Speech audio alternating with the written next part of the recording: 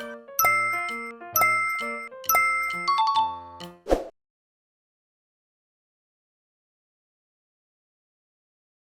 받으실 하나님 말씀은 신약성경 요한복음 14장 1절로 6절 말씀이 되겠습니다. 너희는 마음에 근심하지 말라. 하나님을 믿으니 또 나를 믿으라. 내 아버지 집에 거할 것이 많도다. 그렇지 않으면 너희에게 일렀으리라. 내가 너희를 위하여 처소를 예비하러 가노니 가서 너희를 위하여 처소를 예비하면 내가 다시 와서 너희를 내게로 영접하여 나 있는 곳에 너희도 있게 하리라. 내가 가는 곳에 그 길을 너희가 알리라. 도마가 가로되 주여 어디로 가시는지 우리가 알지 못하거늘 그 길을 어찌 알겠삼나이까. 예수께서 가라사대 내가 곧 길이요 진리요 생명이니 나로 말미암지 않고는 아버지께로 올 자가 없느니라. 아멘. 저는 있을 곳이라는 제목으로 오늘 은혜를 나누고자 합니다. 겨울 동안 조용하던 산과 들이 봄이 오면 갑자기 새소리들로 가득해집니다. 우리들이 생각하기로는 봄이 오니 새들이 기뻐서 저렇게 요란스럽게 노래하는가 그렇게 여기지만 전문가들의 말을 들어보면 실상은 그렇지가 않습니다. 봄이 오면 새들이 둥지를 틀고 새끼를 기르게 됩니다. 그러기 위해서는 둥지 틀 곳이 필요합니다. 그 때문에 새들은 자기가 있을 곳을 차지하기 위하여 또는 이미 자기가 둥지 틀 곳을 선점해 놓고 자기 권리를 주장하기 위하여 그렇게 소리 높여 지저귀고 외친다고 말합니다. 동물들도 자기가 사는 지역을 지키기 위하여 피를 흘리며 싸웁니다. 사람들도 삶과 있을 곳이란 서로 분리해 놓을 수 없는 관계를 가지고 있습니다. 있을 곳이 없다는 것은 언제나 불안을 의미하기 때문인 것입니다.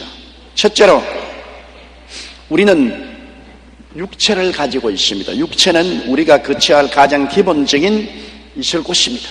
육체가 무너지면 있을 곳을 완전히 상실해버리고 마는 것입니다.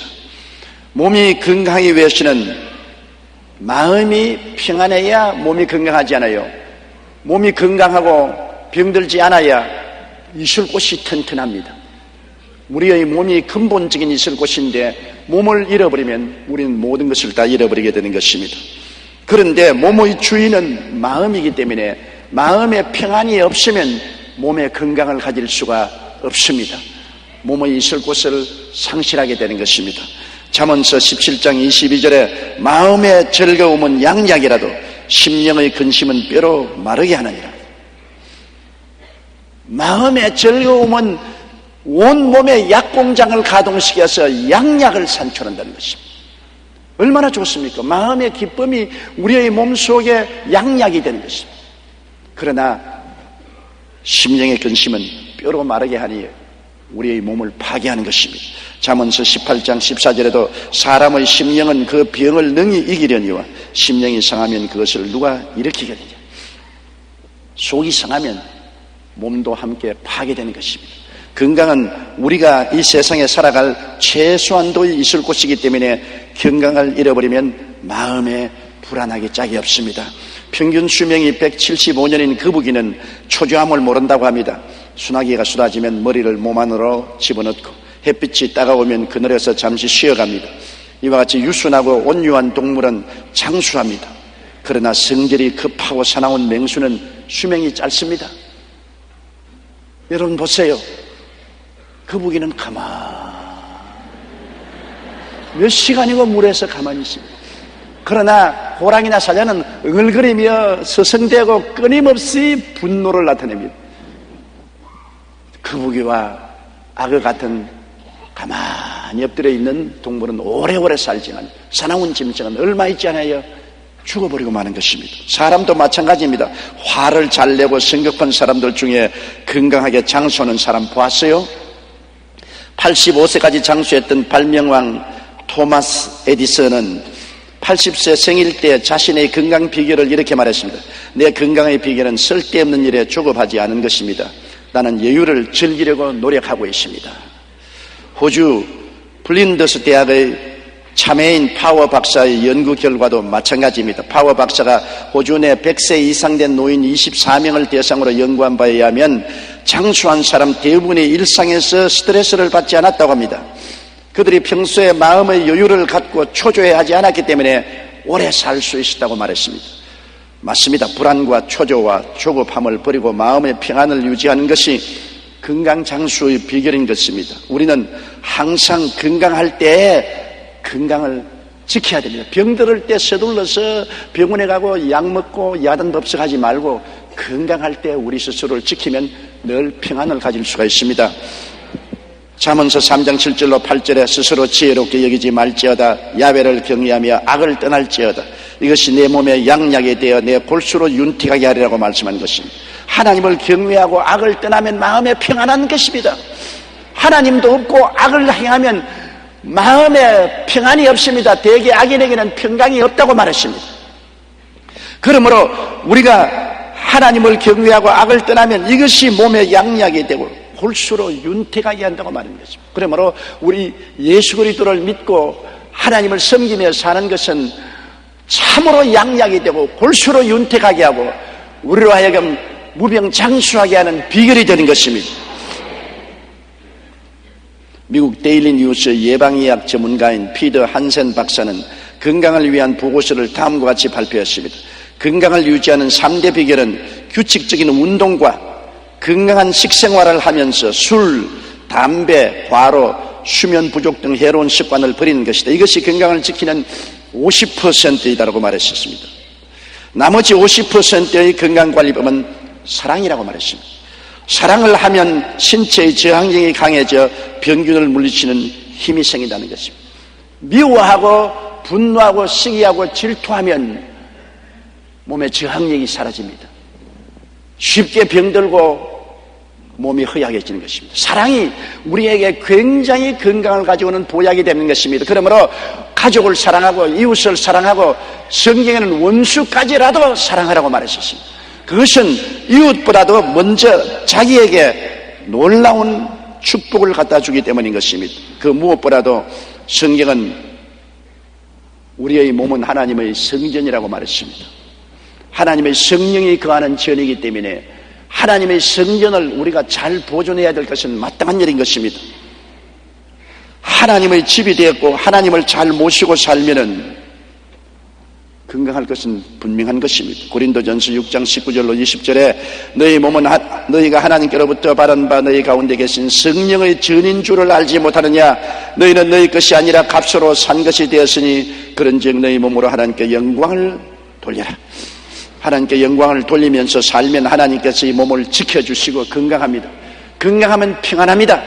병들면 불안합니다. 몸을 잃어버리면 이 땅에서 사는 모든 처소를 잃어버리고 마는 것입니다. 그러므로 있을 곳이 평안하면 마음에 평안합니다. 둘째로 가정이란 있을 곳이 없으면 불안합니다. 우리가 살면서 아무리 몸이 건강해도 가정이 없으면 그리고 내가 있을 집이 없으면 마음이 불안해지는 것입니다. 가족은 이 세상의 가장 친밀한 집단입니다. 창세기 2장 24절에 이러므로 남자가 부모를 떠나 그 아내와 연합하여 둘이 한 몸을 이룰지라. 둘이면서 한 마음 한 몸이 되어서 앞에서 끌어주고 뒤에서 밀고 위로하고 격려하고 서로 힘이 되어 사는 가족이 있고 그 가족이 모여서 사는 집이 있다는 것이 평안의 조건이 됩니다. 가족도 없고 집도 없으면 마음이 불안해지는 것입니다. 그 때문에 가족이 함께 모여 가정을 이루고 살 집은 정말 중요합니다. 그것이 사글세방이든 전세방이든 임대주택이든 사택이든 개인주택이든 있을 곳이 있어야 사람은 마음이 편안해지는 것입니다. 살 집이 없을 때 불안하지요. 그런데 오늘날 우리 주위에는 보면 집값이 자꾸 오르고 내 집 마련의 꿈이 점점 멀어지기 때문에 사람들의 마음이 불안하고 사회가 불안해지는 것입니다.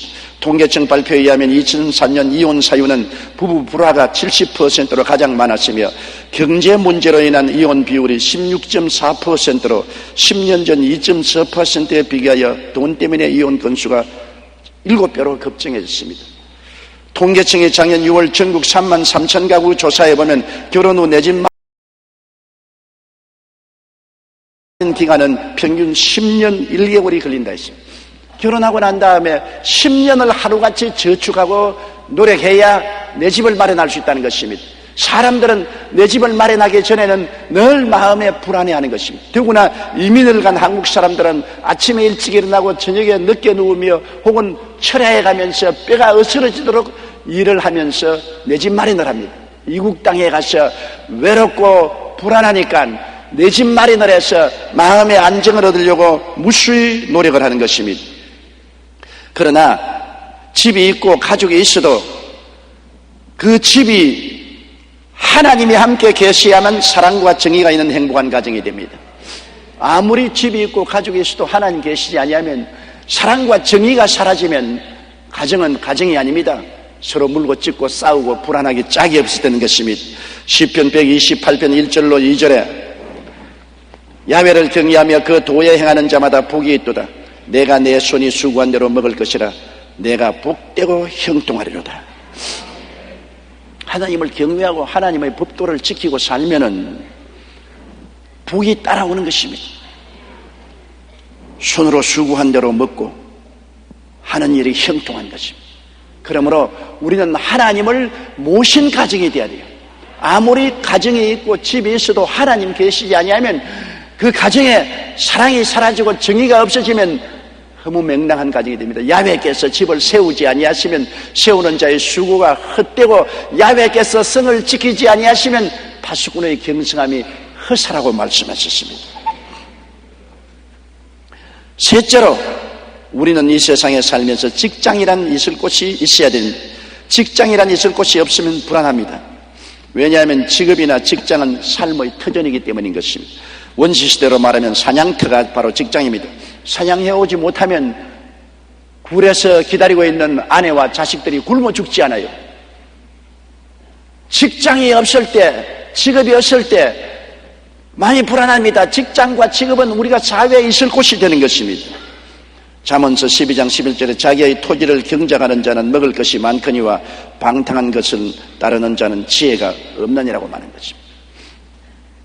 통계청 발표에 의하면 2005년 4월 현재 우리나라의 실업자는 90만 7천 명으로 3.9%의 실업률을 보이고 있습니다. 심각한 사회 문제로 되어낸 청년 실업률 역시 41만 1,000명으로 8.2%를 기록하고 있습니다. 큰 문제는 우리 한국의 대학 진학률이 80.7%입니다. 그렇게 많이 대학을 갑니다. 그런데 대학을 졸업받고 취직하는 사람은 56.4%에 불과합니다. 고등학교 졸업하고 취직률은 60.1%에 불과한 것입니다. 그러므로 청년 실업률이 우리 한국의 큰 문제입니다. 그렇기 때문에 젊은 청년들이 불안하고 초조한 것은 사회적으로 있을 곳이 없이 뜨돌이가 되어 있기 때문인 것입니다. 그런데 한국노동연구원의 한 연구원의 말에 의하면 실제 실업률은 정부의 공식 발표보다 2배 이상 높다고 합니다. 정부 공식 수치는 단순 아르바이트인 파트타임 근무까지 취업 인원으로 포함시키기 때문이라고 말하고 있는 것입니다. 직장은 사회적인 있을 곳입니다. 직장이 있어야 자기의 정체성이 확인됩니다. 내가 누구냐? 직장이 없으면 내가 누군지를 모릅니다. 떼돌이 인생이 되는 것입니다. 그리고 사회 소속감을 상실하고 상호교통의 처수도 갖지 못하는 것입니다. 많은 사람들이 퇴직 후 명함이 없는 상실감을 맛본다고 합니다.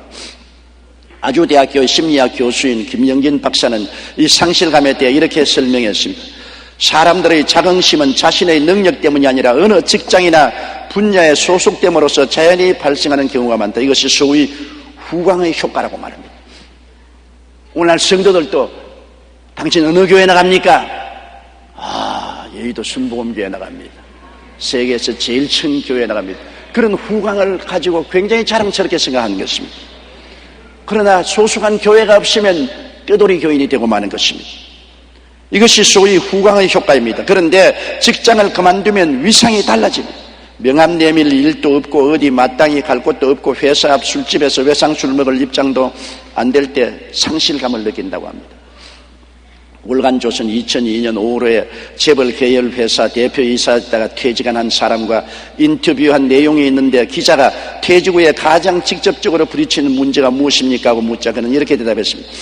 사람을 만나면 당연히 주고받던 명함을 내밀 필요가 없다는 것이 가장 당혹스러운 변화입니다. 무심결에 포켓에서 명함을 찾다가 내가 그만두었지, 이 생각이 번뜩 들면 마음의 허탈감이 엄습해 온다고 말했습니다. 그렇습니다. 사람들은 대부분 사회적 있을 곳인 직장에서 소속감을 느끼고 정체성을 찾습니다. 그러나 직장을 잃어서 명함을 내밀 수 없게 되면 소속감과 정체성 모두를 잃어버리고 마음이 불안해지는 것입니다. 그러므로 직장에 있을 곳이란 우리 마음에 평안을 주는데 굉장히 중요한 것입니다. 넷째, 국가란 있을 곳이 없을 때 불안합니다. 우리가 이 땅에 살면서 국가란 있을 곳이 굉장히 중요한 것입니다. 국가는 국민들이 있을 땅이 있어야 되지 않습니까? 우리가 독도 하나 가지고도 일본하고 밀고 땡깁니다. 분명히 우리 땅인데도 불구하고 일본이 강제적으로 자기 땅이라고 궤변을 하기 때문에 우리 국민이 분노해서 일어난 것은 잘 알고 있는 것입니다. 국가는 국민이 있을 곳입니다. 2000년 동안 나라 없는 서러움을 겪은 유대인을 보십시오. 유대인이 하나님을 버리고 우상을 따라 살고 범죄함으로 하나님께 버림을 당하고 팔레스타인에서 쫓겨나 온 천하 만국으로 흩어져 버리고 말한 것입니다. 전 세계에서 핍박을 당하고 제2차 대전 때는 독일 히틀러에 의하여 600만 명이 참살당했습니다. 얼마나 큰 비극입니까? 우리도 1910년 한일 합방으로 일본의 나라를 잃고 36년간 종살이한 한스러운 역사를 가지고 있습니다. 일본 사람들은 한국을 36년 동안 점령하고 우리에게 가혹한 행위를 한 것을 보통으로 생각합니다. 여러분, 때린 사람은 때린 것을 잊어버리지만 맞은 사람은 영원히 아픈 것을 기억하고 있습니다. 일본은 우리를 점령해서 우리를 수탈한 것을 잊어버리고 혹은 더 잘했다고 변명하지만 맞은 우리 수탈을 당한 우리는 그 고통을 잊을 수가 없는 것입니다. 국가 없는 민족의 서름은 우리는 겪어서 잘 알지요. 우리는 1910년 일본의 나라를 잃고 36년 동안 나라 없는 민족으로 살았던 적이 있습니다. 지금은 대한민국이 공인된 국가로 세계에서 인정을 받고 있지만 아직도 세계에는 나라 없는 민족들이 많이 있습니다.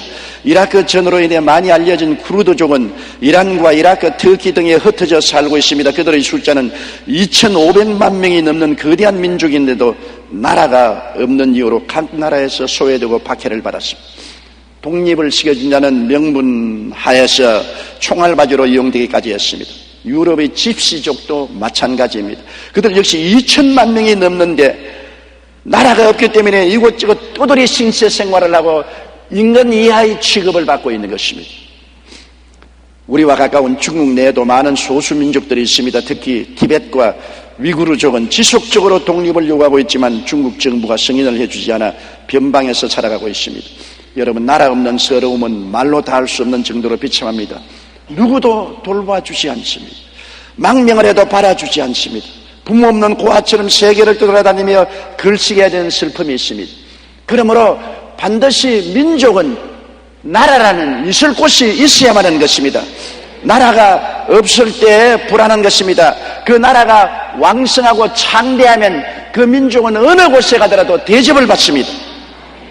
신명기 28장 1절 6절에 내가 내 하나님 야훼의 말씀을 삼가 듣고 내가 오늘날 내게 명하는 그 모든 명령을 지켜 행하면 내 하나님 야훼께서 너를 세계 모든 민족 위에 뛰어나게 하실 것이라. 내가 내 하나님 야훼의 말씀을 순종하면 이 모든 복이 내게 임하며 내게 미치리니 성읍에서도 복을 받고 들에서도 복을 받을 것이며 내 몸의 소생과 내 토지의 소산과 내 짐승의 새끼와 우양의 새끼가 복을 받을 것이며 내 광조리와 떡반죽 그릇이 복을 받을 것이며 내가 들어와도 복을 받고 나가도 복을 받을 것이라고 말한 것입니다. 그러므로 우리나라가 번영하고 복을 받기 위해서는 하나님을 찾아야 되고 하나님을 섬겨야 되는 것입니다. 그러면 우리가 번영하고 복을 받고 강성한 나라가 될 것입니다. 다섯째로, 영원한 있을 곳이 없으면 영원히 불안해지는 것입니다. 이제 이것이 문제입니다.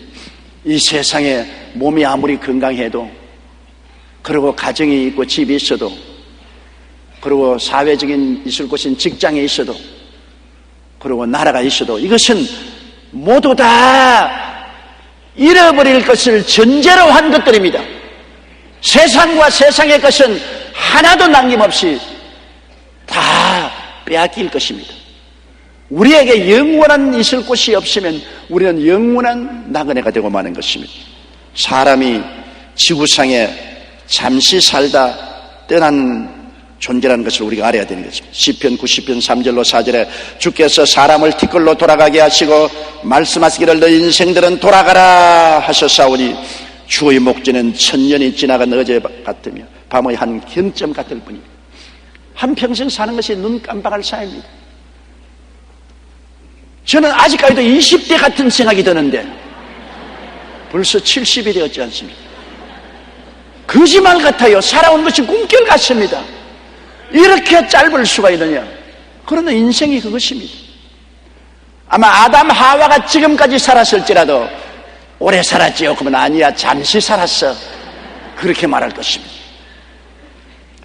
히브리서 9장 20절에 한 번 죽는 것은 사람에게 정하신 것이요 그 후에는 심판이 있으라고 말한 것입니다.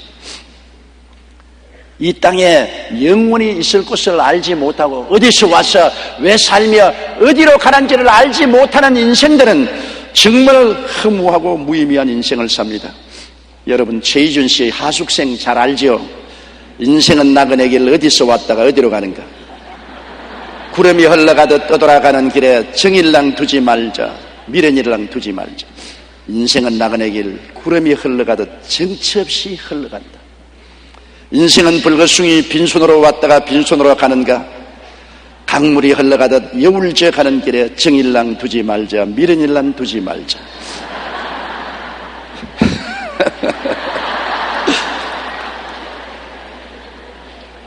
인생은 불거숭이 강물이 흘러가듯 소리 없이 흘러간다. 너무나 허무하고 무의미하고 맹랑한 고백 아닙니까? 그러나 이것이 사실입니다. 이 노래를 김정일이도 좋아서 부른다고 합니다.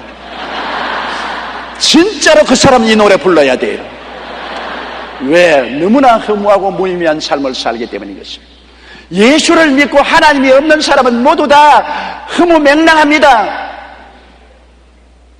죄책에서 놓여날 수도 없고 허무와 무의미를 해탈할 수도 없고 죽음과 무의 절망을 벗어날 수도 없는 심년에서 몸부림치는 것이 인생인 것입니다.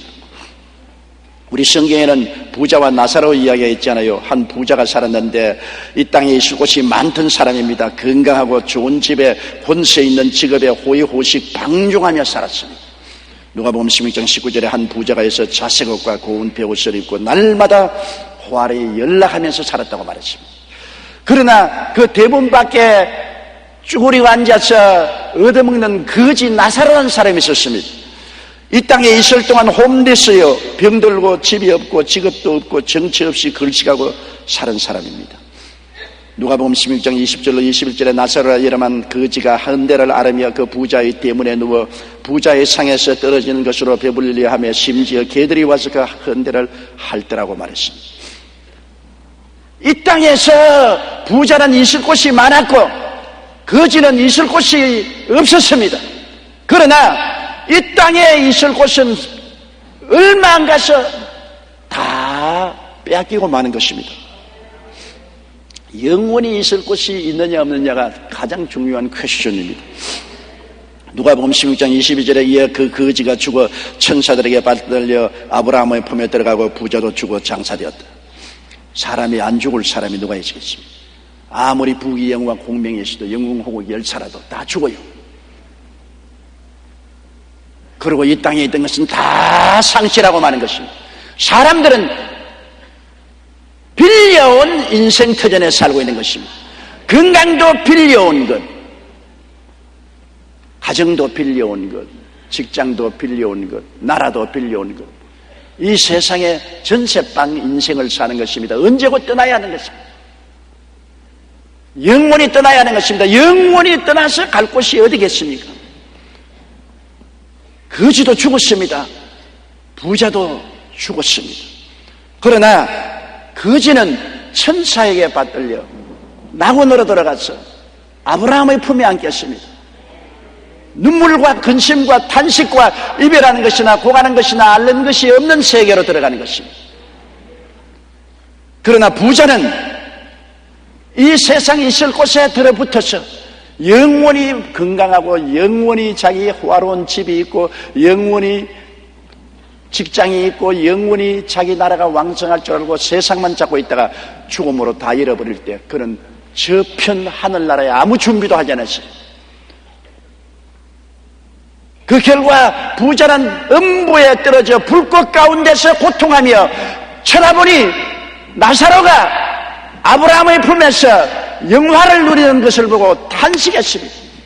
아버지 아브라함이여, 나사로를 보내어 손에 냉수를 찍어 물 한 방울 내 혀를 서늘하게 하소서. 내가 이 불꽃 중에 고민하나이다.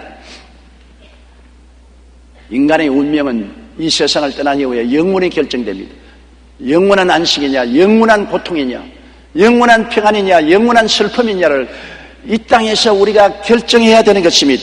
고린도후서 5장 1절에 만일 땅에 있는 우리의 장막집이 무너지면 하나님께서 지으신 집 곧 손으로 지은 것이 아니요 하늘에 있는 영원한 집이 우리에게 있는 줄 안다. 예수를 믿고 구원받은 사람은 알고 있어요. 모르는 것이 아닙니다. 우리는 알고서 사는 것입니다. 고린도후서 5장 8절로 9절에 우리가 담대하여 원하는 바는 차라리 몸을 떠나 주와 함께 거하는 그것이라. 그런즉 우리는 거하든지 떠나든지 주를 기쁘시게 하는 자 되기를 힘쓰노라. 바울 선생은 차라리 몸을 떠나 주님과 함께 거하는 것이 훨씬 좋다고 그랬었죠. 안 믿는 사람은 소똥밭에 뒹굴어도 이 세상이 좋다고 그러는데 주님 따르는 바울 선생은 육신을 떠나 주와 함께 있을 욕망을 가진 것이 더 좋다고 말한 거죠. 우리는 이 땅에 있든지 떠나든지 주를 섬기고 사는 우리들이 되는 것입니다. 미국의 대통령이었던 존 애덤스가 노인이 되었을 때 일입니다. 하루는 애덤스가 지팡이에 의지해서 산보를 하고 있는데 어떤 사람이 그에게 다가와 안녕하십니까 대통령 각하, 요즘 건강은 어떠십니까 하고 안부를 물었습니다. 애덤스는 이렇게 대답했습니다. 예, 저는 아주 건강합니다. 그러나 제가 사는 집이 심하게 망가졌습니다. 지붕은 다 떨어지고 벽이 벗겨져서 기둥까지 밖으로 나오고 게다가 바람이 강하게 불면 흔들거리기까지 해서 받침 기둥을 대어야 할 지경이지요. 그 말에 그 사람은 믿기지 않는 표정으로 반문했습니다. 아니 대통령까지 지내신 분이 그렇게 초라한 집에 살고 계시면 어떻게 합니까? 저라도 여론을 일으켜서 모금을 하여 여성을 편히 사실 수 있는 집을 마련해 드려야겠습니다. 그러자 애덤스는 매우 심각한 표정으로 머리를 벗더니만 대머리를 어루만지면서 자 보십시오. 이처럼 지붕이 다 떨어지고 나갔습니다. 옷을 이렇게 올리니까 갈빗대가 숭숭 남았어요. 벽도 떨어져서 기둥이 밖에서 보이지요. 그 순에 지팡이를 흔들면서 바람이 불면 집이 움직여서 위험하기 때문에 이처럼 받침 기둥을 유지하고 삽니다. 하지만 언제까지 이렇게 쓰러져가는 집에서 살 수만 없지요. 그래서 머지않아 영원한 본향으로 이사를 갈 겁니다. 저곳으로 이렇게 말하며 손가락으로 하늘을 가르치면서 이사갈 시간을 나는 손꼽아 기다리고 있습니다. 이사갈 곳이 있으니 좋지 않아요? 이사갈 곳이 없는 사람이 얼마나 많습니까? 내일을 준비하지 못한 사람, 있을 곳이 없는 사람이 얼마나 많아요? 이 세상에 있을 곳이 없어도 불안, 초조, 좌절, 절망하는데 영원히 있을 곳이 없을 때 얼마나 당황하고 당혹하겠습니까? 우리의 육신은 잠시 머무는 곳입니다. 영원한 처소는 하늘에 있습니다. 천국에 가야 비로소 우리가 영원히 편안히 거할 수가 있습니다. 우리가 지상에서 가진 있을 곳은 얼마 후에 다 잃어버리게 됩니다.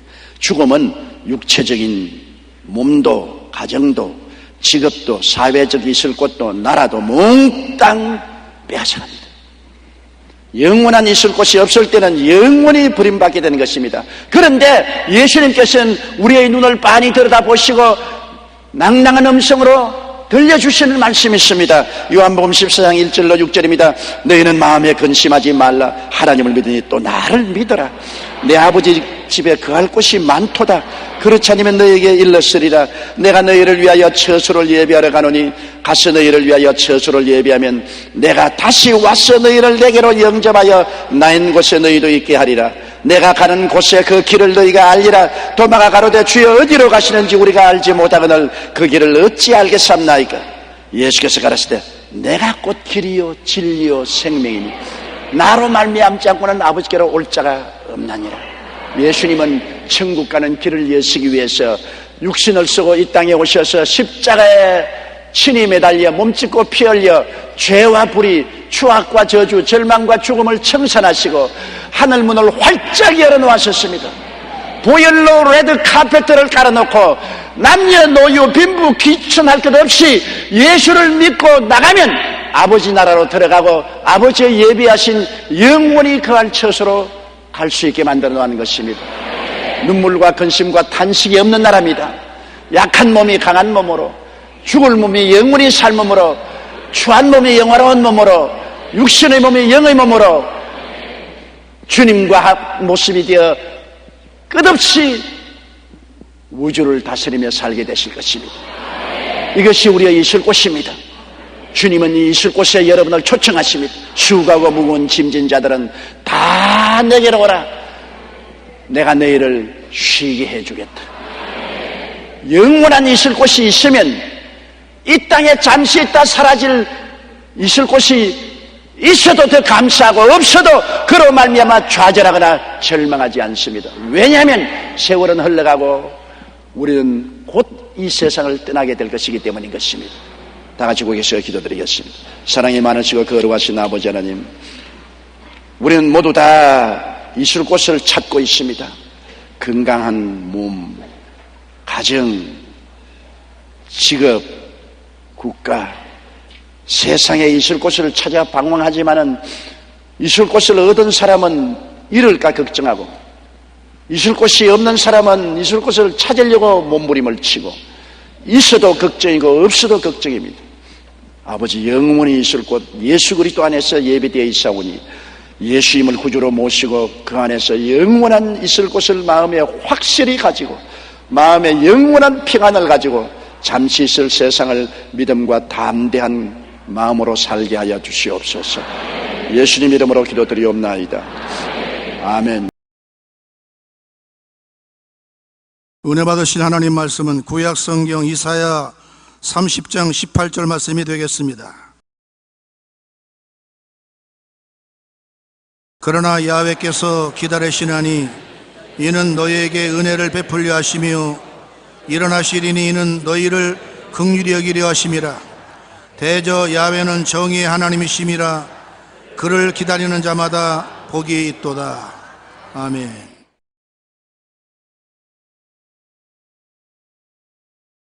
저는 오늘 이 시간에 여러분과 함께 기다리는 것이라는 제목으로 말씀을 나누고자 합니다. 제가 어릴 때 자란 우리 집은 시골 산장에 있는 진장이라는 곳입니다. 그 이름을 진장이라고 부르는 것은 구한말에 군대가 거기에 주둔했기 때문에 진장이라고, 진을 쳤던 장소라고 부릅니다. 그러므로 한 주일에 한 번씩 어머니가 진장에서 저와 동생들은 진장에 남겨두고 장보러 가십니다. 일주일 먹을 식료품을 진장에서 언양읍내까지 가서 장을 보아서 오시는데, 모처럼 장보러 가시니까 아침에 일찍 떠나가셔 저녁 늦게 돌아오는데 우리 형제들은 어머니가 오는 것이 그렇게 그리워서 어머니를 기다렸습니다. 멀리 언양층 넘어 집으로 돌아오실 어머니를 목매어 기다립니다. 어머니는 멀리서 보아도 그림그림만 보아도 저 우리 어머니다 대번히 알아요. 참 지금도 어머니의 걷는 그림그림 모습이 눈에 후원합니다. 그때 기다린다는 것이 얼마나 지루하고 안타까운지 몰라요. 어머니가 하마나 올까 하마나 올까 파리만 잡고 날아다니지 어머니는 오지 아니하시고, 그러다가 어머니가 오는 모습을 바라보면 얼마나 기쁘고 즐겁든지 말로 다 할 수 없습니다. 먼 훗날 내가 목사가 되고 보니 또다시 그 기다림이 계속되게 되었습니다. 이제 어머니를 기다리는 것이 아니라 예수님을 기다리게 되는 것입니다. 하루도 아니고 이틀도 아니고 사흘도 아니고 매일같이 예수님을 기다립니다. 우리 사람들은 무엇을 기다리든지 누구를 기다리든지 기다리다가 이 땅을 지나가는 것입니다. 기다린다는 것은 우리 삶 전체를 이루는 굉장히 중요한 요소인 것입니다. 하나님은 우리들의 삶의 주인이십니다. 우리가 가는 길에 하나님이 따라오는 것이 아닙니다. 우리는 하나님을 따라가는 것이 우리 인생인 것입니다. 많은 사람이 생각하기를 내가 앞으로 나갈 때 주님께서 따라와 주십시오. 그건 잘못된 기도인 것입니다. 내가 하나님을 쳐다보고 기다립니다. 하나님이 나를 인도하여 주시옵소서. 하나님이 가시는 곳에 우리가 따라가야 되는 것입니다. 그러므로 항상 잠잠하고 하나님을 앙망하고 기다리는 것이 우리 사람들이 해야 될 일인 것입니다. 성경에 보면은 사도 바울 선생은 굉장한 신앙인이었습니다. 그는 하나님의 은혜가 충만하고 하나님에 대한 열정이 굉장했습니다. 그러므로 바울에게는 기다리는 것이 굉장히 괴로웠습니다. 무엇이 치고 나가는 것을 좋아했었습니다. 그런데 하나님은 바울이 하나님 앞서 나가는 것을 굉장히 원치 않았었습니다. 하나님이 성령을 통해서 못 가르칩니다. 우리가 예수 믿거나 신앙생활을 하거나 하나님 사역할 때 우리 힘으로 하지 않습니다. 성령이 언제나 함께 역사하는 것입니다. 눈에 안 보여도 성령을 숫자에 넣어야 되는 것입니다. 그런데 바울 선생이 아시아로 가는 것 자기가 계획해서 아시아로 가려고 하니까 함께 해준 성령이 허리춤을 잡고 안 돼, 못 가. 그러면 하나님 앞에 기다리는 것이 좋은데 부르기아와 갈라디아 땅으로 다녀가 무시아 앞에 이르러 비두니아로 가고자 애쓰되 예수의 영이 허락지 아니하신지라. 아시아를 못 가니 비두니아에 가야 되겠다. 그런데 예수님의 영이 못 가게 합니다. 더 강한 의미로 성령을 예수의 영이라고 말하시는 것입니다. 예수의 영이 우리와 같이 계시는데 앞서가지 말고 붙잡았습니다. 그래서 바울 선생은 무시아를 지나 드로아로 내려갔습니다. 올라갈 사람이 내려간다는 것은 힘들거든요. 인생 오르막길로 가는 것이 아니라 인생 내리막길로 가듯이 하나님을 순종하지 않고 하나님 앞에 자꾸 가려니까 하나님이 붙잡았지 않습니까? 성령이 못 가게 붙잡고 예수의 영이 가지 못하도록 붙잡았으니까 결국에는 올 때 갈 데 없으니 밤에는 기다리며 기도할 수밖에 없습니다. 이제는 바울이 드로아에 내려가서 하나님께 간절히 기도하니까 마음속에 환상이 떠올랐습니다. 마게도니아 사람 하나가 환상 중에 나와서 그에게 청하여 이르되 마게도니아로 와서 우리를 도우라. 비로소 하나님이 마게도니아 사람을 환상을 통해서 그에게 보여주면서 다른 데 가지 말고 아시아로 가지 말고 비두니아로 가지 말고 마케도니아 구라파로 와서 말씀을 증거해라. 처음 바울 선생의 전도는 소아시아에 집중되었는데 이제 구라파에 와서 복음을 증거해라. 바울이 그 환상을 봤을 때 같은 일행들이 굉장히 기뻐했습니다. 하나님이 저 사람들에게 복음을 전하라고 마케도니아로 우리를 부르신 줄 우리가 알았다는 것입니다. 여기 보십시오. 무슨 일을 할지라도 마음을 비워놓고 하면 안 되는 것입니다. 마음에 하나님의 꿈인 청사진을 가지고 해야 되는 것입니다. 꿈이 없는 민족은 망한다고 그러지 않습니까? 올 때 갈 데가 없으니까. 꿈이 있어야 마음에 집중도 생기고 일할 에너지도 생겨나는 것입니다. 꿈이 없으면 마음을 집중할 수 없습니다. 산만하고 무엇을 할지 모릅니다. 그런데 바울 선생이 꿈이 없이 선교에 나가니까 예수의 영이 맞고 성령이 맞고 못 가게 하고 꿈을 얻을 때까지 들어와서 기다리게 만드는 것입니다. 상당히 조바심이 나고 안타깝지만은 기다려야 됩니다. 그래서 마게도냐의 환상이 나타날 때까지 기다려야 되는 것입니다. 바울 선생은 마게도냐로 가라는 지시를 받고 난 다음에야 마음의 확신을 가질 수 있었습니다. 성령이 우리 가슴 속에 주시는 크고 작은 꿈을 품고 살 때 우리 삶이 흐트러지지 아니하고 우리 삶이 이루어지는 것입니다. 지금 여러분 가슴에 손 얹고 한번 생각해 보십시오. 여러분에게 무슨 꿈이 가슴 속에 있습니까? 무슨 꿈이, 적어도 희미한 꿈이라도 내가 장차 가야 될 꿈이 가슴에 있습니까? 없습니까? 없으면 망합니다. 꿈이 없는 백성은 망하려. 꿈이 있으면 내일이 있습니다. 우리가 그를 향해 가니까요. 그러므로 꿈이 우리 마음속에 있다는 것은 굉장히 중요합니다. 시편 40편 1절에 내가 야훼를 기다렸더니 귀를 기울여서 나의 부르짖음을 들으셨도다.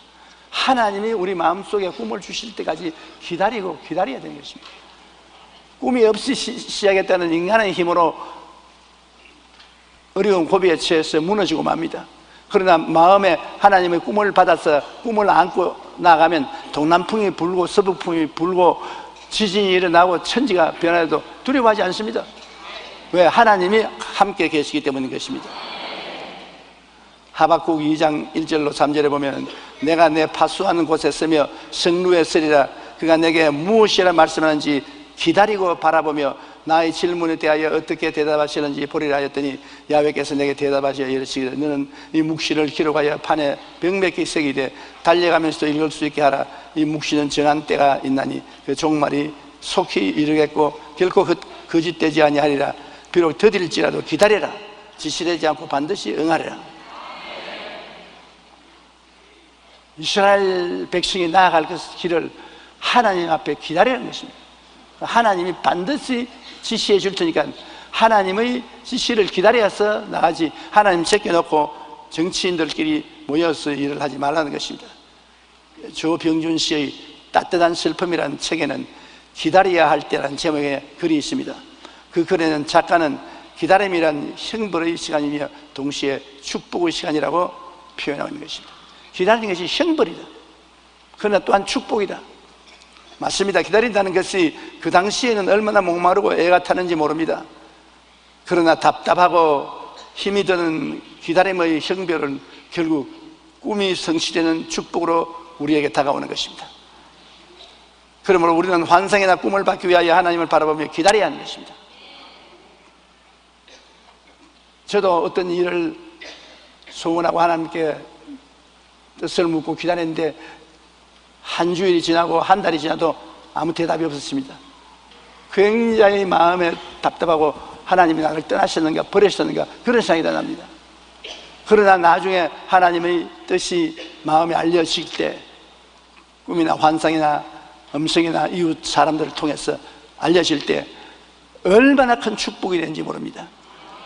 그러므로 꿈은 괴로움과 즐거움을 동시에 우리에게 가져오는 것입니다. 10억짜리 집에 사는 사람이 1억짜리 집에 사는 사람보다 더 행복할까요? 대학 교수가 유치원 교사보다 성공한 사람입니까? 커다란 외제 자동차를 타는 사람은 띠꼬를 타는 사람보다 성공한 인생이라고 말할 수 있습니까? 성공과 행복의 기준은 단순히 외형에 있지 않습니다. 진정으로 성공한 사람이란 하나님이 원하시는 것을 이룬 사람이 계십니다. 하나님이 원하시는 삶을 사는 것이 성공한 삶입니다. 아무리 거창스러운 일을 해도 하나님이 원치 않은 삶은 먼지와 티끌 같습니다. 강철왕 카네기는 이런 말을 했습니다. 나는 방직 공장에서 일할 때 꿈이 있었습니다. 그 꿈은 방직 공장 최고의 직공이 되는 것이었습니다. 그러나 방직 공장을 그만두고 내가 우체부로 취직을 했을 때 나는 최고의 우체부가 됐다는 꿈이 있었습니다. 어느 날 나는 강철에 손을 대기 시작했습니다. 그리고 내 꿈은 강철 왕이 되는 것이었습니다. 그리고 나는 그 꿈을 이루어 정말로 강철 왕이 되고 말았습니다. 우리는 기도하고 기다리며 성령께서 우리 마음에 주시는 크고 작은 꿈을 품고 살아가야 합니다. 그러할 때 그 꿈이 언젠가 반드시 이루어지고 삶의 진정한 성공과 행복을 얻게 되는 것입니다. 또 꿈을 얻을 뿐 아니라 우리 삶을 정비하기 위하여 기다려야 되는 것입니다. 일본 도요타 자동차가 큰 어려움에 봉착해 있습니다.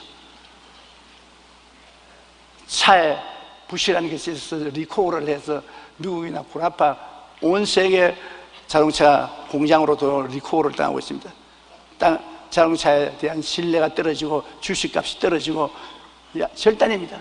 일본이라면 도요타가 상징적인데 왜 그러냐? 너무 자신만만해서 자동차 정비를 잘 못하기 때문인 것입니다. 그러므로 오늘날 도요타가 멈춤하는데 그 멈춤하는 이유는 회개함으로 자기를 깨끗하게 하기 위한 것입니다. 무엇이 잘못됐으면 우리는 당장 서서 리콜을 해서 회개하고 정비해서 새로 출발하면 되는 것입니다. 우리 기독교 신앙에는 회개라는 것이 절대적으로 필요한 것입니다. 매일같이 회개해야 되는 것입니다. 왜냐하면 매일같이 우리가 손발을 씻어야 되는 것처럼 매일같이 회개해야 되는 것입니다. 매일같이 더러워지는 것입니다. 100% 온전한 사람은 아무도 없습니다. 잠언서 28장 13절에 자기의 죄를 숨기는 자는 형통하지 못하나 죄를 자복하고 버리는 자는 불쌍히 여김을 얻으리라. 죄 지어놓고도 죄를 감추우면 불쌍히 여김을 받지 않지만 죄 지어놓고 죄 지었다고 회개하고 돌아서면 불쌍히 여김을 받습니다. 나는 요사이 신문에 보고 일본의 토요타 자동차 사장이 국내외 회개하고 미국의 청문회에도 쓰겠다고 겸손하게 나오는 거 보고 굉장히 마음에 감동했습니다. 그분은 일본의 수상과 같은 정도로 존경을 받는 사람인데 회개한단 말입니다. 그러니까 존경심이 생기지 않습니까? 그런 사람이 내가 무엇 때문에 회개해? 내가 무엇 때문에 청문회했어? 그렇게 버티면 버틸 수 있지요. 그러나 그 결과는 버림당하는 것입니다. 고린도후서 7장 1절에 사랑하는 자들아 이 약속을 가진 우리는 우리 하나님을 두려워하는 가운데 거룩함을 온전히 이루어 육과 영의 온갖 더러운 것에서 자신을 깨끗하게 하자. 우리가 왜 하나님 앞에 기다리는 삶을 사느냐? 나를 깨끗하게 하기 위해서 시간이 필요합니다. 때 닦는데 시간 필요하지 않아요. 우리가 무엇인지 일사천리로 한다고 잘하는 것 아닙니다. 하다가는 기다리면서 자기를 되돌아보고 자기를 정비해야 되는 것입니다. 더구나 먼 길을 가려고 할 때는 자동차를 굉장히 정비해서 부품을 다 갈아 끼우고 출발해야 되는 것입니다. 그 정비하는 시간이 버린 시간이 아닙니다. 굉장히 중요한 시간인 것입니다. 우리 인생도 마찬가지인 것입니다. 우리가 주일날 교회에 와서 하루 종일 시간을 보내는 것 낭비가 아닙니다. 와서 기다리는 것은 우리를 정비하는 시간인 것입니다. 우리가 잘못되어 가는 것을 회개하고 씻어내는 준비하는 시간이 바로 교회에 와서 예배드리는 시간입니다.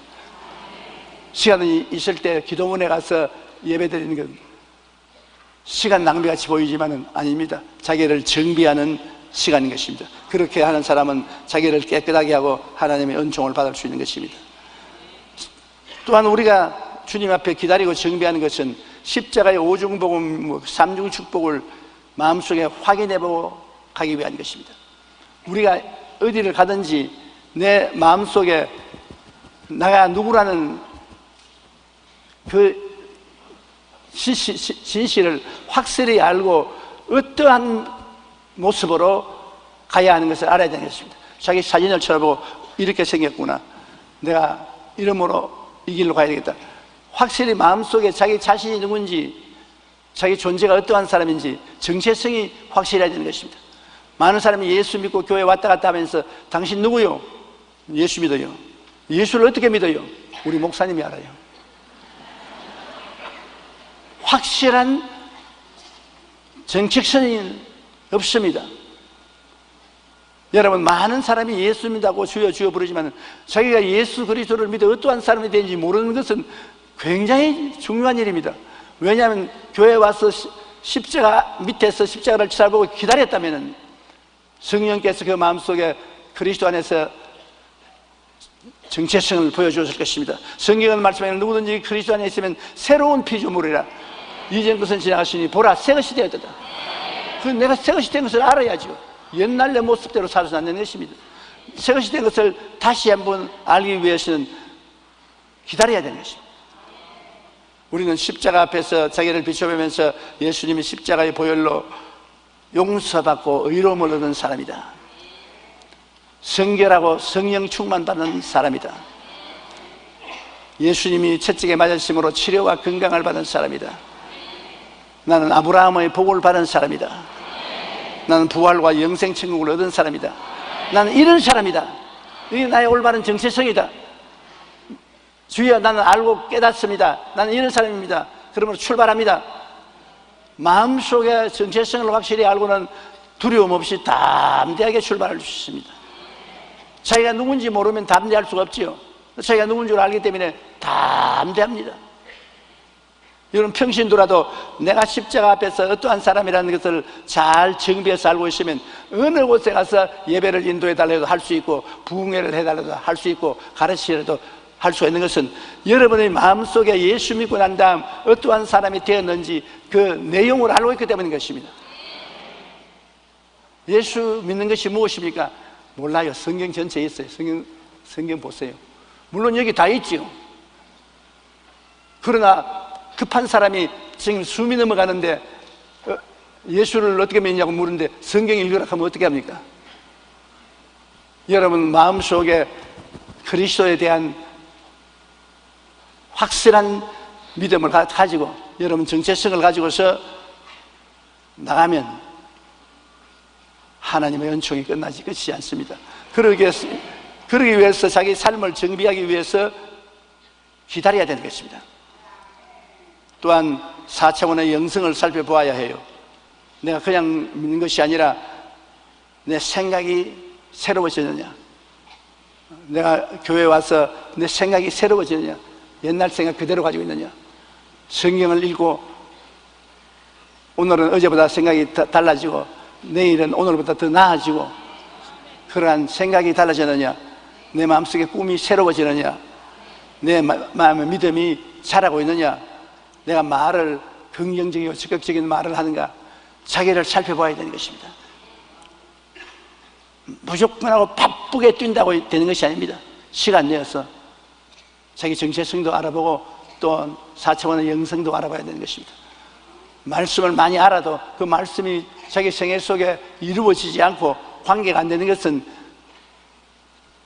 4차원의 영성을 모르기 때문인 것입니다. 어떻게 교제하는지 모르는 것이 때문인 겁니다. 우리는 예수 그리스도와 아버지 하나님의 은혜를 생각을 통해서, 꿈을 통해서, 우리의 믿음을 통해서, 입술의 말을 통해서 서로 교통하는 것입니다. 우리가 미국 사람하고 교통하려면 영어를 해야 됩니다. 일본 사람하고 이야기하려면 일본어를 해야 돼요. 외국 사람이 한국 사람하고 이야기하려면 한국말을 해야 돼요.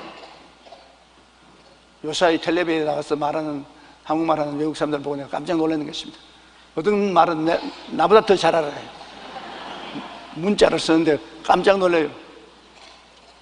그러면 서로 말을 하기 때문에 교동이 되는데, 하늘나라 말은 무엇입니까? 사람들은 하나님의 은총을 알아도 하나님 나라 말을 못하기 때문에 대화가 안 돼서 어찌를 못해요. 하늘나라 말은 생각이 하늘나라 말입니다. 꿈이 하늘나라 말입니다. 믿음이 하늘나라 말입니다. 입술의 고백이 하나님 말입니다. 그러므로 하늘나라는 생각을 바꾸고 꿈과 환상을 바꾸고 내 믿음을 바꾸고 말을 바꾸면 내 믿음대로 될지어다. 변화의 변화가 다가올 수 있는 것입니다. 에레미야가 3장 26절에 사람이 야훼의 구원을 바라고 잠잠히 기다림이 좋도다. 그러므로 하나님의 구원의 역사가 일어나도록 하기 위해서 기다리는 시간을 갖고 마음을 정비해야 되는 것입니다. 요사이 사람들이 너무 바빠요. 밥도 바쁘게 먹고 일도 바쁘게 하고 잠도 바쁘게 자고 대화도 바쁘게 하고 죽기도 바쁘게 죽습니다. 좀 슬로우 해야 돼요. 시편 123편 1절로 2절에 다윗은 이렇게 말했습니다. 하늘에 계시는 주여, 내가 눈을 들어 주께 향하나이다. 상전의 손을 바라보는 종들의 눈같이, 여주인의 손을 바라보는 여종의 눈같이 우리의 눈이 야훼 우리 하나님을 바라보며 우리에게 은혜 베풀기를 주시기를 기다리나이다. 상전의 손을 바라보는 같이, 여주인의 손을 바라보는 같이 우리가 하나님을 기다리면 하나님이 우리에게 은혜와 능력을 주시는 것입니다. 조금 기도하고 난 다음 아유 너무 급한데 하나님이 안 돌봐주시니까 내가 하나님 앞서 해야지, 그러다가 버림당하는 것입니다. 하나님이 주시는 능력을 받아서 일을 해야지요. 다윗은 시편 40편 1절에 내가 야훼를 기다리고 기다렸더니 귀를 기울이서 나의 부르짖음을 들으시더라고 고백했습니다. 이처럼 영적으로 성숙한 신앙인은 하나님을 기다리고 또 기다린다. 조금 기다렸다고 기다린 거 아닙니다. 기다리고 또 기다린다. 게리 토마스는 초대교회에서는 인내와 기다림이 그리스도의 제자라는 증명이었다고 했습니다. 하나님 부르심을 받았다는 것은 기다리라고 명령받은 것과 같은 의미였다고 설명했습니다. 그러므로 초대교회는 하나님의 종, 하나님을 기다리는 사람, 그가 이 고리였던 것입니다. 하나님의 종은 하나님의 명령을 듣지 않고는 움직이지 아니하는 하나님을 기다리는 사람이 하나님의 종이었습니다. 요사이는 전부 주인이 돼서 기다리지 않고 지 마음대로 행합니다. 그게 큰일인 것입니다. 우리는 또다시 마음이 깨어져서 하나님의 음성을 들을 수 있어야 되는 것입니다.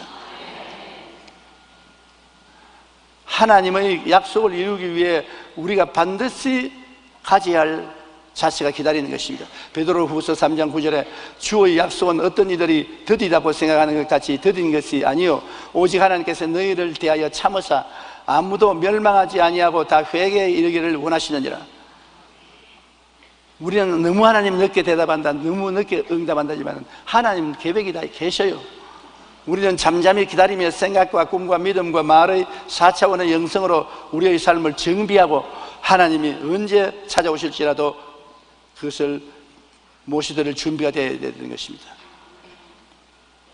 그 다음 또 하나님을 기다린다는 것은 하나님의 절대 주권에 순복하기 위해서 기다리는 것입니다. 계급이 낮은 사람이 계급 높은 사람을 기다리는 것입니다. 계급이 낮은 사람이 계급 높은 사람보다 앞서서 나가고 마음대로 행하면 계급장이 떨어지는 것입니다. 하나님과 동등 혹은 앞서가려는 사람들이 많습니다. 그건 기다리지 않고 나가는 사람들인 것입니다. 하나님이 분위를 무시하는 것입니다. 바벨탑의 사람들은 바로 그런 사람입니다.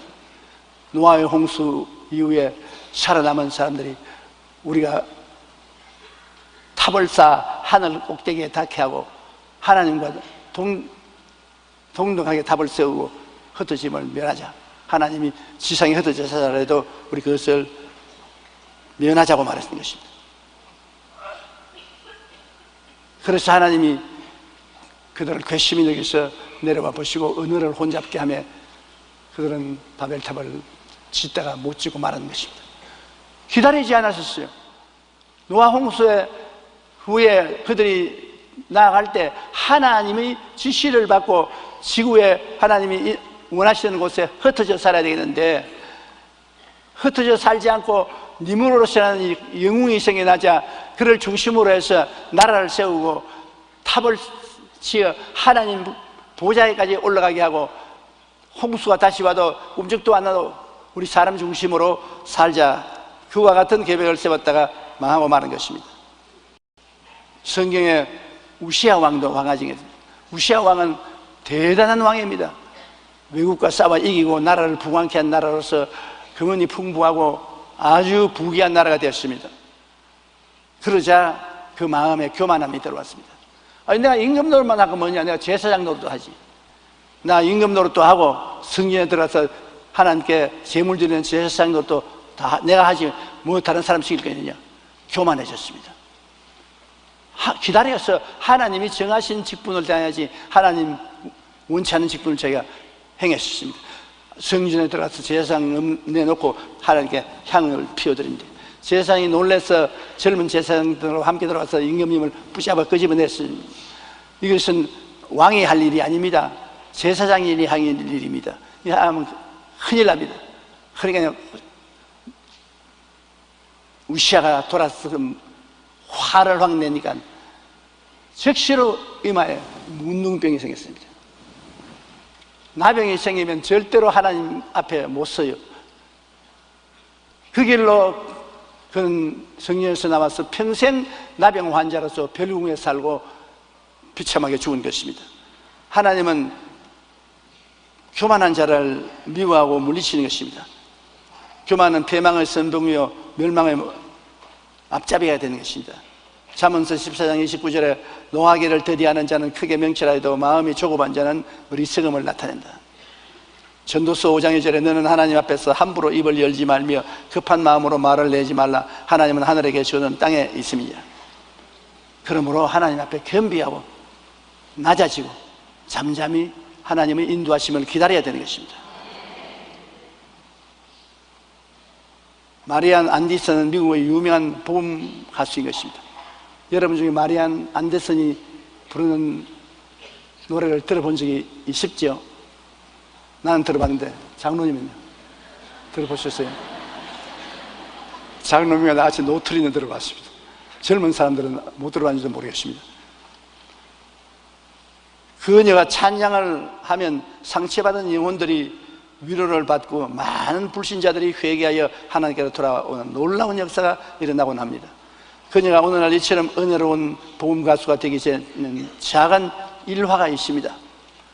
마리안이 고등학교에 다닐 때 그녀의 노래 실력이 뛰어나져 몇 년 동안 개인 교수를 받은 후 뉴욕에 있는 홀에서 독창회를 했는데 독창회가 대단히 비극적인 평가를 받고 그는 완전히 파탄형이 이르렀습니다. 시리에 찬 마리안이 집에 들어오니까 그 어머니가 이렇게 위로했습니다. 얘야, 은혜가 위대함보다 먼저 있어야 된다. 네가 음악가로서 위대한 사람이 되기 전에 하나님 은혜부터 먼저 받아야 된다.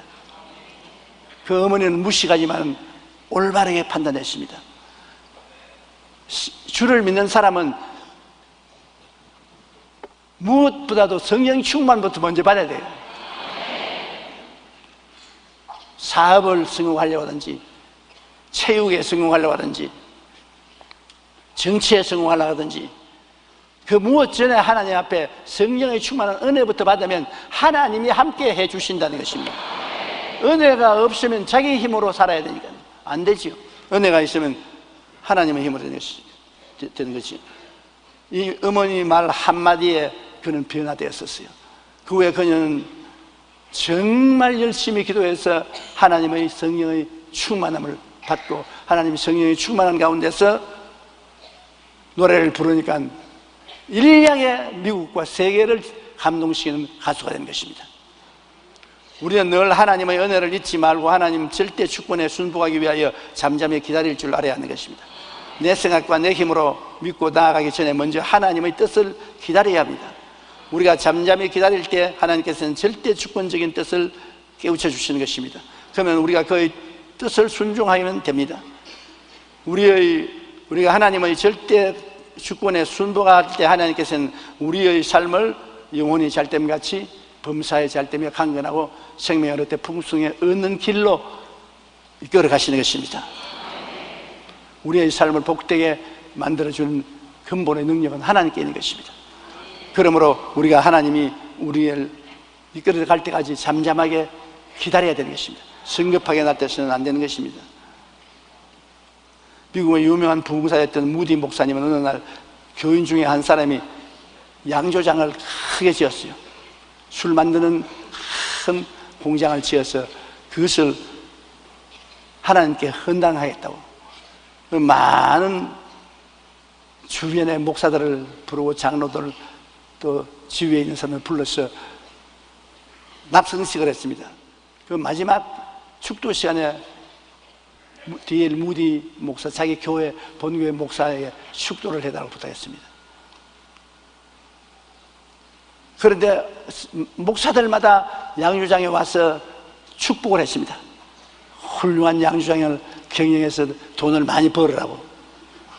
그래 이제 무디 목사가 축도할 차례가 왔는데 무디 목사가 기도를 하기를, 하나님, 이 양조장이 오늘 예배를 드리고 내일부터 문을 열게 됩니다. 그러나 이 양조장 문이 열리지 않게 하여 주옵소서. 기가 막히지. 이 문을 열면 엄청난 술이 생산되어 수많은 청소년들이 술을 마시고 타락하게 될 것입니다. 또 수많은 어른들도 술을 마시고 취하여 제정신이 아닐 것입니다. 그러니 하나님, 오늘 밤 이 주조장 주인의 마음을 감동시켜 주셔서 내일 아침 이 양조장이 문을 열지 않게 하여 주십시오. 주님의 이름으로 기도합니다.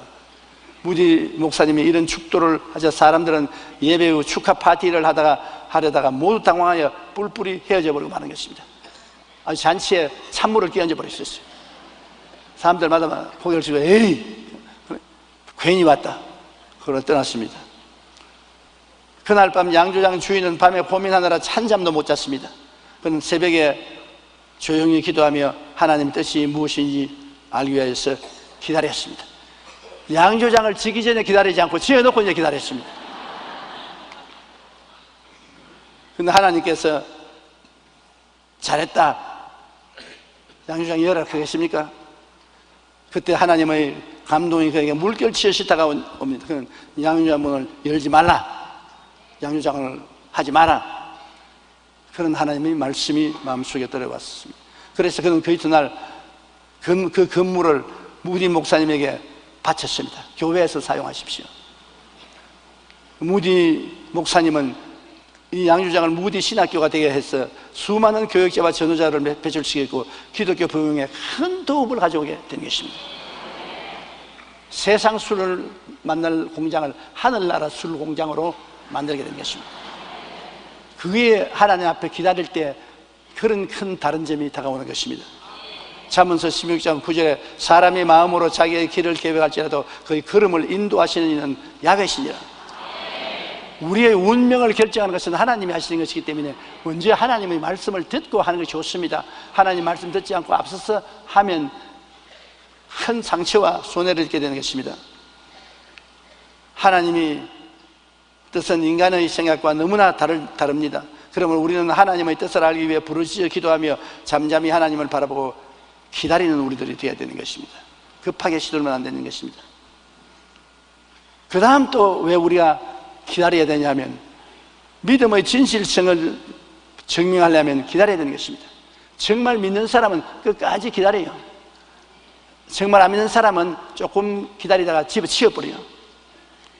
아브라함이 85세 아들 얻겠다고 약속하고 난 다음에 무려 15년 동안 기다려요. 90, 95, 100살이 될 때까지 기다려요. 철저히 믿었으니까. 그렇게 안 믿었으면 중도에 포기했을 것인데요. 그래서 100세 아들 이삭을 낳았던 것입니다. 히브리서 6장 13절로 15절에 하나님이 아브라함에게 약속하실 때 가리켜 맹세할 자가 자기보다 더 큰 이가 없으므로 자기를 가리켜 맹세하여 이르시되 내가 반드시 너에게 복주고 복주며 너를 번성케 하고 번성케 하리라 하였더니 그가 이같이 오래 참아 약속을 받았느니라. 하나님 약속했다고 당장 안 일어난다고 낙심하지 마십시오. 오래 참는 것을 하나님 시험해 보시는 것입니다.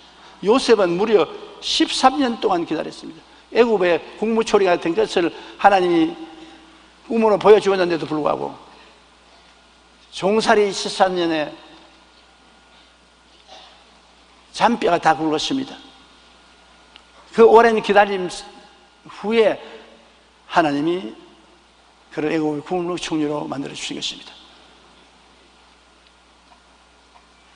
얼마나 기다린 것이 안타깝고 답답하겠습니까? 시편 105편 17절로 19절에 그가 한 사람을 앞서 보내셨으며 요셉이 종으로 팔렸도다. 그의 발은 차고에 차고 그의 몸은 쇠사슬에 매였으나 곧 야훼의 말이 응할 때까지 그의 말씀이 그를 단련하였도다. 잠언 16장 9절 사람이 마음으로 자기의 길을 계획할지라도 그의 걸음을 인도하시는 야훼시니라. 하나님이 당신의 뜻을 이루기 위해서 요셉을 종살이와 죄수로 13년 동안 기다리게 한 것입니다. 그 하나님의 말씀이 그를 연단했다고 말한 것입니다. 사람은 누구나 자신이 처한 환경에서 여러 가지 고난을 겪으며 살아갑니다. 학자들에 의하면 사람이 어려운 일을 당할 때 나타나는 반응은 6가지 형태로 구분된다고 말합니다. 고난이 다가오면 첫째, 기피 또는 은둔형입니다. 어려움이 오면 도망치고 회피하려는 태도인 것입니다. 둘째는 절망 또는 자학형인 것입니다. 고난이 처할 때 스스로 절망하여 자살까지 쉽게 해버리고 맙니다. 셋째는 책임 전가형입니다. 언제나 잘못의 원인을 남의 탓으로 돌리고 자기는 책임이 없다고 말합니다. 넷째는 원망 혹은 분노형인 것입니다. 고난이 다가오면 남을 원망하고 마음에 분노가 쌓여 혈기를 부리는 태도인 것입니다. 다섯째는 전투형입니다. 어려움이 오면 무턱대고 싸우려고 들며 폭력을 행사하는 것입니다.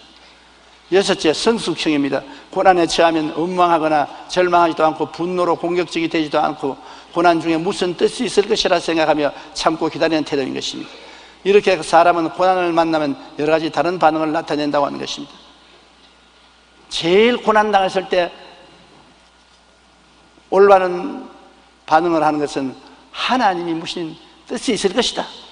나는 모르겠지만은 하나님이 이 고난을 내게 보낼 때는 무슨 뜻이 있을 것이니 하나님의 뜻을 기다리자. 미리 나가서 하나님의 뜻을 흥크러지게 하지 말고 기다리자. 어거스틴은 고통은 누구나 동일하게 당하는 것이지만 그에 대한 결과는 그 고통을 당하는 사람의 태도에 따라 다르다고 말하는 것입니다. 하나님께로서 온 시련임으로 하나님의 뜻을 기다리려 하는 사람은 차분하게 기다리며 고통을 받아들이고 극복합니다. 그러지 못하고 성급하게 내 힘으로 나가서 대적하다 싸움을 일으키고 상처를 입고 무서운 파괴를 당할 때 있습니다. 성경을 통해 보면 믿음의 사람으로 신앙의 모범을 보인 인물은 공통점이 모두 참고 기다림으로 승리한 사람들인 것입니다. 우리가 정말 참된 믿음은 우리 안에 가지고 있다면 어떤 상황에 이를지라도 하나님께 우리 믿음의 진실성을 증명하기 위해 끝까지 참고 기다려야 되는 것입니다. 내 힘으로 문제를 해결하려고 하지 말고 하나님의 뜻이 있어서 나를 연단하는 것이다. 그러므로 하나님이 뜻을 이룰 때까지 참고 기다리자. 그게 제일 올바른 태도입니다. 그러면 반드시 하나님이 당신의 뜻을 우리에게 보여주시는 것입니다. 우리의 삶의 모든 면에 기다림이 필요한 것입니다. 더구나 하나님을 따라가는 데는 더욱더 그러한 것입니다. 오늘 본문의 이사야 30장 18절 우리 다 같이 한번 따라 읽으십시다. 야훼께서 기다리시나니 이는 너희에게 은혜를 베풀려 하시며 일어나시리니 이는 너희를 긍휼히 여기려 하심이라. 대저 야훼는 정의의 하나님이시라. 그를 기다리는 자마다 복이 있도다. 이야, 기다린다는 것이 얼마나 좋습니까? 하나님은 우리에게 은혜를 베풀게 하려고 기다리는 것입니다. 타이밍을 맞추는 거예요. 우리를 불쌍히 여기려고 기다리시는 것이고 우리를 정의롭게 만들기 위해서 기다리신 우리 하나님이신 것입니다.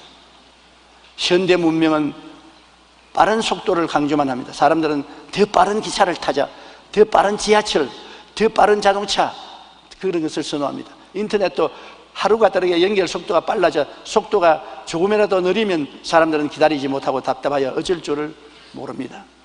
심지어 사람들은 병도 한 번의 주사약으로 신속하게 낫기를 바라고 돈벌이도 일확천금하여 하루아침에 부자가 되기를 원합니다. 오래 참고 기다린다는 것은 시대에 뒤진 것이되어 현대인들은 도무지 고난을 참고 오래 기다려서 열매를 맺지 않으려고 합니다. 하워드 위트만은 인생은 기다리는 시간이라고 하는 것입니다. 인생 자체가 기다리는 시간이라는 것입니다. 어린이들은 자전거를 탈 수 있을 때를 기다리고 청소년들은 자신이 자동차를 몰 수 있는 면허를 얻을 때까지 기다리고 의학 또는 의사로서 면허 받을 때를 기다리고 젊은 부부는 자기들이 새 집을 살 때를 기다리고 이와 같은 기다림의 예술을 행해야 하는 것입니다. 단번에 안 됩니다. 우리의 삶의 모든 면에는 반드시 기다림이 필요한 것입니다. 인생도 기다리는 기간이요, 신앙생활도 기도하며 기다리는 생활입니다. 더구나 우리가 하나님의 뜻을 알고 따르는 데는 더욱 기다림이 필요합니다. 예수님은 끝까지 견디는 자는 구원을 얻으리라고 말씀하신 것입니다. 그러므로 여러분께서 신앙생활하면서 여러분 마음에 맞지 않는 괴로운 일을 당할 때라도 낙심하지 마십시오. 하나님이 기다리는가 안 기다리는가 그걸 알아보려고 하시는 것입니다. 왜냐하면 하나님은 예수님 보혈을 주고 여러분을 사셨습니다. 하나님 앞에 귀하고 귀한 존재인 것입니다. 여러분이 당하는 여러 시험과 환난은 하나님이 아시고 여러분이 당하는 것입니다. 그러므로 하나님이 나를 아시기므로 하나님 뜻이 이루어지시옵소서 기다리는 것이 좋습니다. 우리 기도드리겠습니다. 하늘에 계신 우리 아버지요, 우리가 이 땅에 살면서 여러 가지 고난을 당할 때 낙심할 때가 많습니다. 아무도 몰라주고 나 혼자 이래같이 망하는 줄로 탄식할 때도 많습니다. 그러나 고난을 통해서 하나님은 우리에게 여러 가지 일을 알아보시는 것이옵니다. 우리를 기다리게 만드심으로 우리를 장성하게 하시고 하나님을 공경하는 겸손한 사람이 되게 하시고 또 하나님 주신 꿈을 마음속에 받아들이게 하시고 또 하나님의 절대 주권에 복종하게 하시고 여러 가지 변화를 갖다 주는 것입니다. 그러므로 우리는 신앙생활에 기다림이 절대로 필요합니다. 조급하게 느끼지 말고 기다릴 줄 아는 우리들이 되게 도와주시옵소서. 예수님 이름으로 기도합니다. 아멘.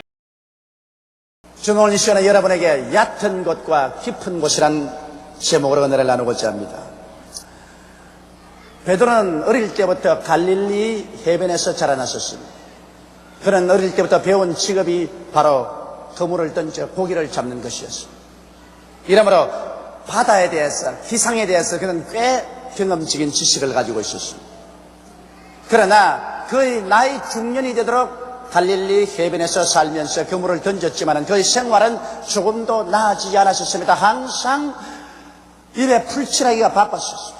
그런데다가 장모조차 병이 들어 집에 와 있는데 장모의 병 구안하기에도 굉장히 힘이 들었습니다. 그래서 그는 특별히 다른 사람보다 고기를 많이 잡아야만 했는데 어디 고기 잡는 것이 뜻대로 되나요? 그날 또 그는 그물을 어깨에 걸머쥐고 저녁에 바다로 나갔습니다.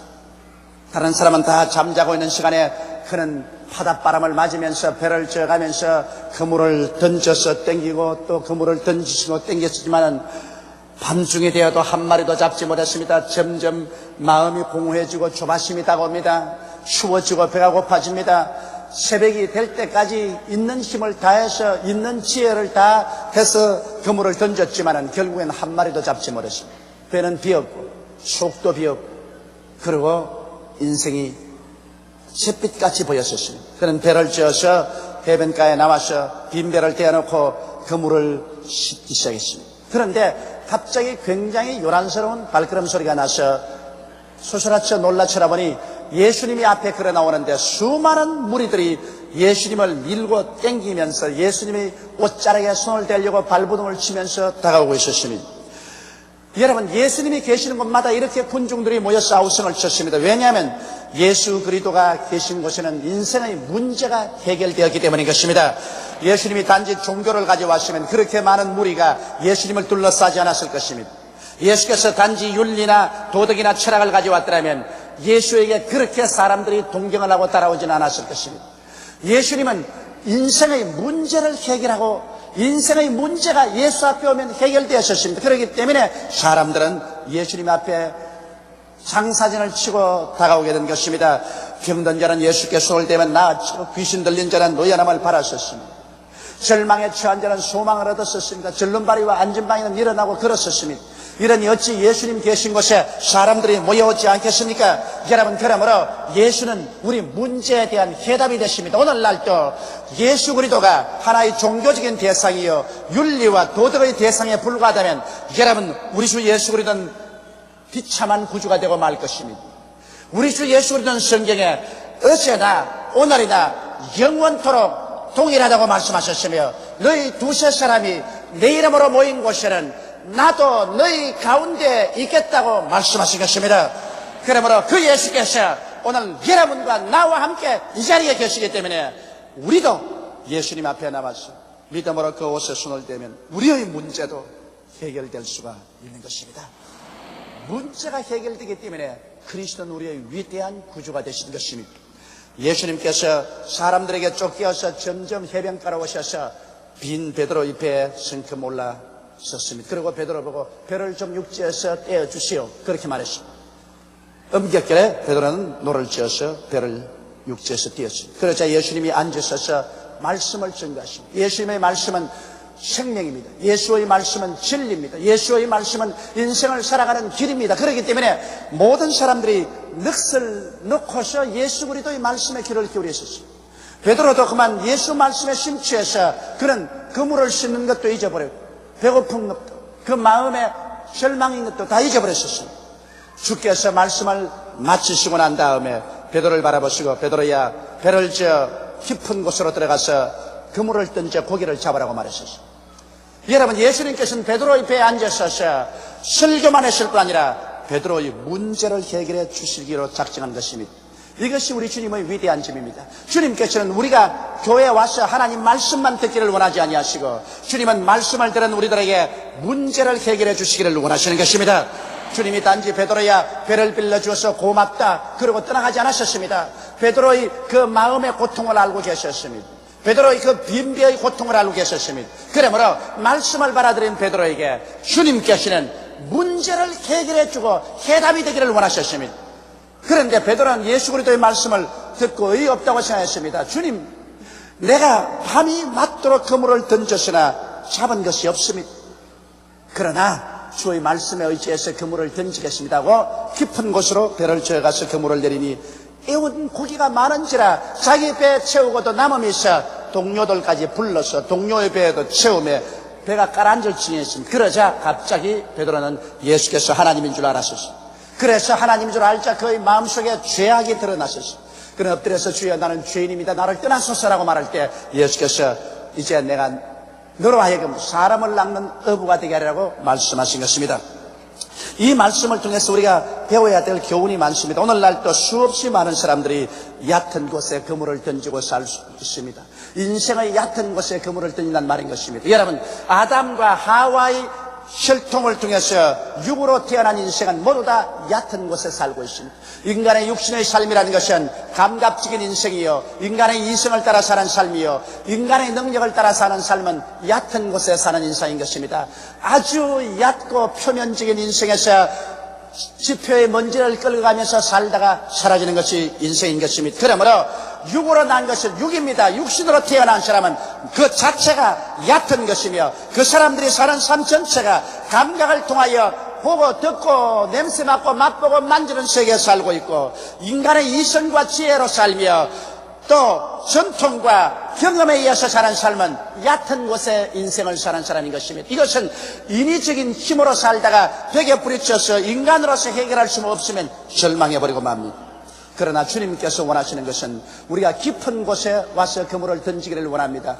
여러분, 깊은 곳이란 뭡니까? 일반 세상이나 동물이나 이 무생물에는 깊은 곳이 없습니다. 그러나 사람은 그 속에 깊은 곳이 있습니다. 그 깊은 곳이라는 것은 사람의 영혼인 것입니다.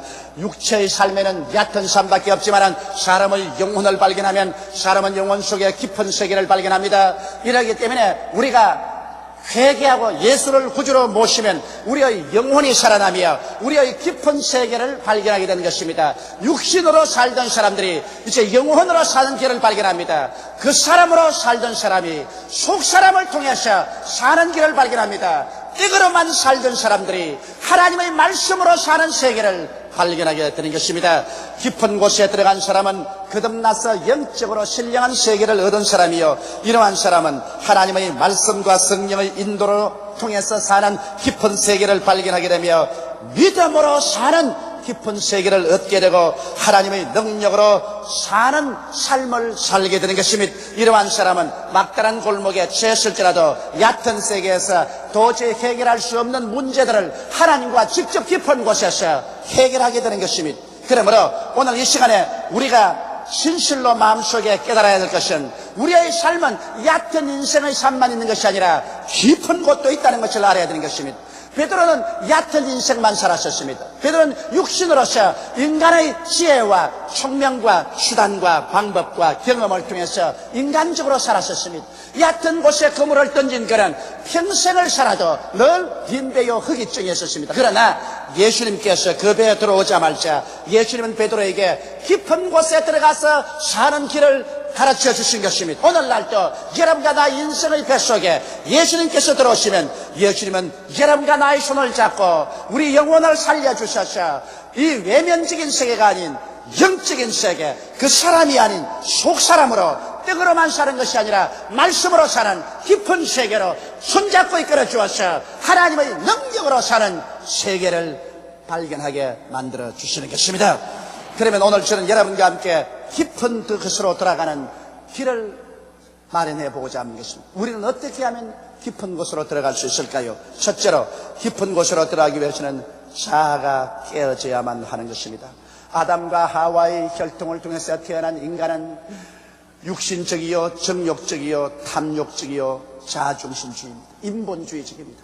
인간 중심으로 삽니다. 인간의 감각을 통해서 살고 인간의 지혜를 통해서 살고 인간의 능력으로 살고 인간 중심으로 삽니다. 이러므로 이러한 인본주의가 깨어지지 않고는 깊은 세계로 들어갈 수가 없습니다. 인간이 부귀영화 공명을 다 누리고 자신만만할 때는 내 주먹을 믿으라고 말하고 큰 소리하면서 살기 때문에 이러한 사람에게 깊은 세계로 이끌어 들어갈 수가 없습니다. 얕은 곳, 이곳이 좋으니 나는 이 자리에 살겠다고 말합니다. 이걸 끌어갈 수가 없습니다. 그러나 깊은 곳에 들어가기 위해서는 먼저 자아가 깨어져야만 되는 것입니다. 베드로가 깊은 곳으로 들어갈 마음이 있은 것은 그가 밤새도록 그물을 던져도 한 마리도 잡지 못하고 빈배를 가지고 돌아올 때 그 인생이 잿빛같이 되었었습니다. 그에게는 희망이 없었습니다. 그는 인간의 자신이 다 깨어지고 스스로에 대한 절망을 느꼈었습니다.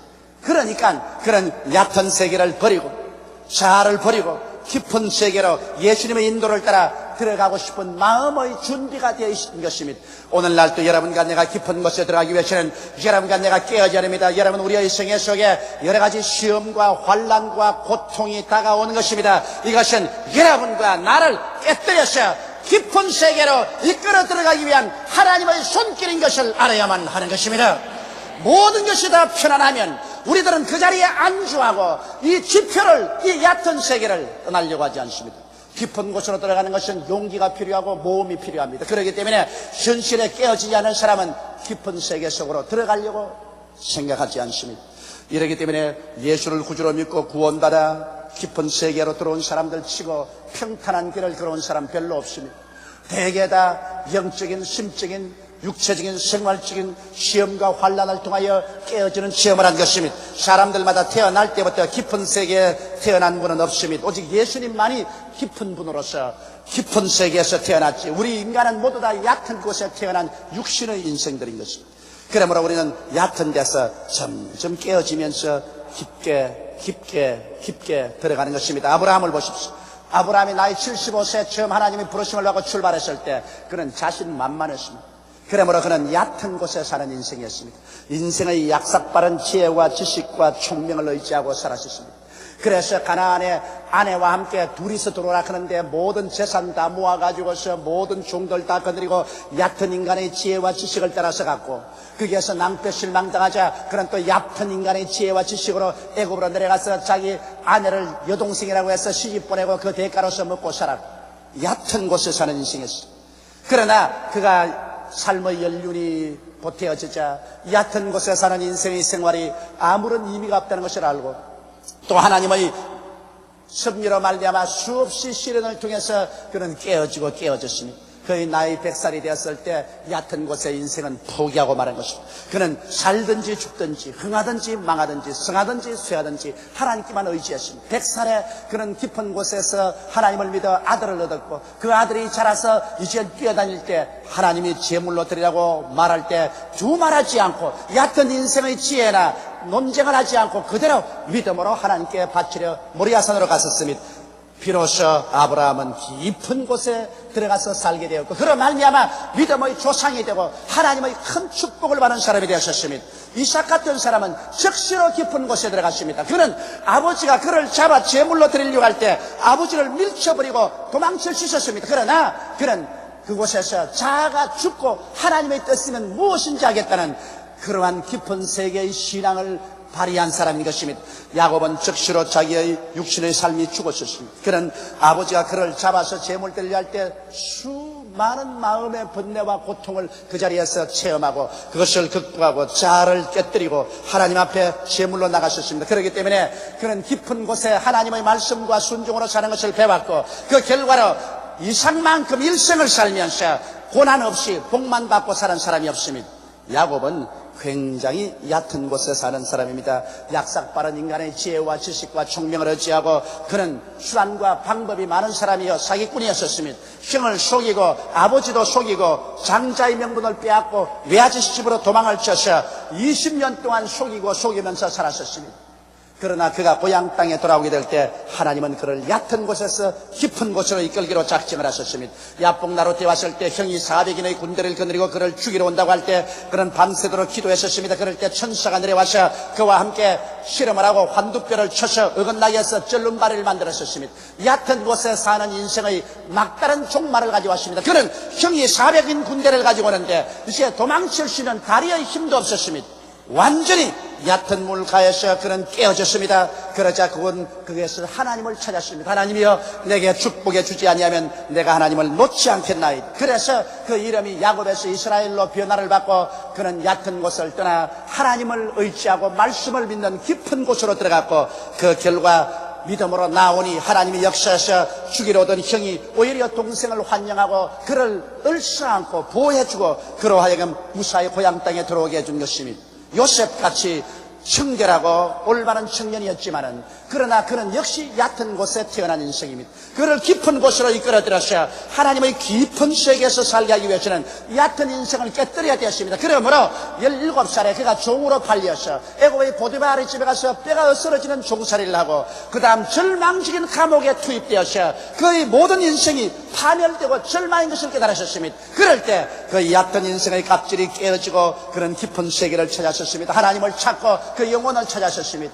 그가 깊은 세계에서 하나님을 찾고 하나님을 붙잡고 하나님께 매달릴 때 하나님은 이제 그를 들어서 얕은 세계에서 도저히 얻을 수 없는 것을 얻게 했습니다. 애굽의 국무총리가 되게 해서 그 당시에 기근에 처한 세계를 구출할 수가 있는 것입니다. 여러분, 모세와 같은 사람은 바로의 딸의 양자로 태감을 받았어 이스라엘 백성이지만 바로의 딸의 양자가 되어 그는 애굽의 모든 지혜와 지식을 다 배웠고 웅변이 능통하고 그는 장사였었습니다. 그러나 그 인간의 육신의 힘으로 이스라엘을 구원하려고 할 때 하나님께서 그 얕은 지혜를 의지하지 못하도록 했습니다. 그가 실패하여 미디안 광야에 들어가서 40년 동안 그는 목동이 되어서 양떼를 이끌고 이 산 구석에서 저 산 구석으로 이 사막에서 저 사막으로 다니면서 그는 죽어가셨습니다. 울며 그 육신의 사람이 죽고 육신이 깨어지자 영의 세계가 열렸었습니다. 영의 세계가 열리고 하나님과의 대화의 세계가 열렸었습니다. 나이 80이 되어 그는 육신이 완전히 깨어졌습니다. 그렇게 아름답던 얼굴은 이제는 굳어지고 피부도 거칠어지고 허리는 굽어지고 눈은 어두워지고 머리는 백발이 되었었습니다. 그때 하나님께서 호렙산 가시덩굴에서 모세야 부르실 때 그의 속사람이 일어나서 내가 여기 있나이다 대답할 수가 있었습니다. 하나님은 모세의 속사람을 붙잡고서 이렇게 해서 이스라엘 300만을 구출하신 것입니다. 오늘 하나님께서 여러분과 동행하기를 원하는 것은 여러분의 그 사람이 아니라 여러분의 속사람인 것입니다. 여러분의 얕은 곳에 있는 인생이 아니라 여러분 깊은 곳에 들어온 영혼의 사람과 하나님은 깊은 곳에서 기적적인 삶을 살기를 원하시는 것입니다. 이러므로 여러분, 우리는 깨어져야 비로소 깊은 세계가 열리는 것입니다. 둘째로 우리는 깨어지고 비어진 우리의 가슴 속에 예수 그리스도를 모셔드려야 되는 것입니다. 여러분, 예수님 없는 영적인 삶이란 아무 의미가 없습니다. 베드로가 깨어져서 빈배를 가지고 있었지만은 그 빈배의 주인으로 예수님을 모신 것입니다. 오늘 사람들은 우리 마음의 주인으로 돈이나 지위나 명예나 권세나 부귀나 영화를 가지고 있습니다. 우리의 마음에 탐심이 주인이 돼서 들어앉아 있는 것입니다. 그러나 우리가 진실로 깊은 곳에 들어가기 위해서는 깊은 곳에 주인 되시는 예수님을 우리 마음속에 모셔야 됩니다. 이러므로 성경에 회개하라, 천국이 가까웠다고 말했습니다. 회개해서 마음에 탐심을 내어 쫓고 욕심을 내어 쫓아 그 빈자리에 예수님을 모셔드릴 때 비로소 우리는 깊은 곳에 들어가서 살게 되는 것입니다.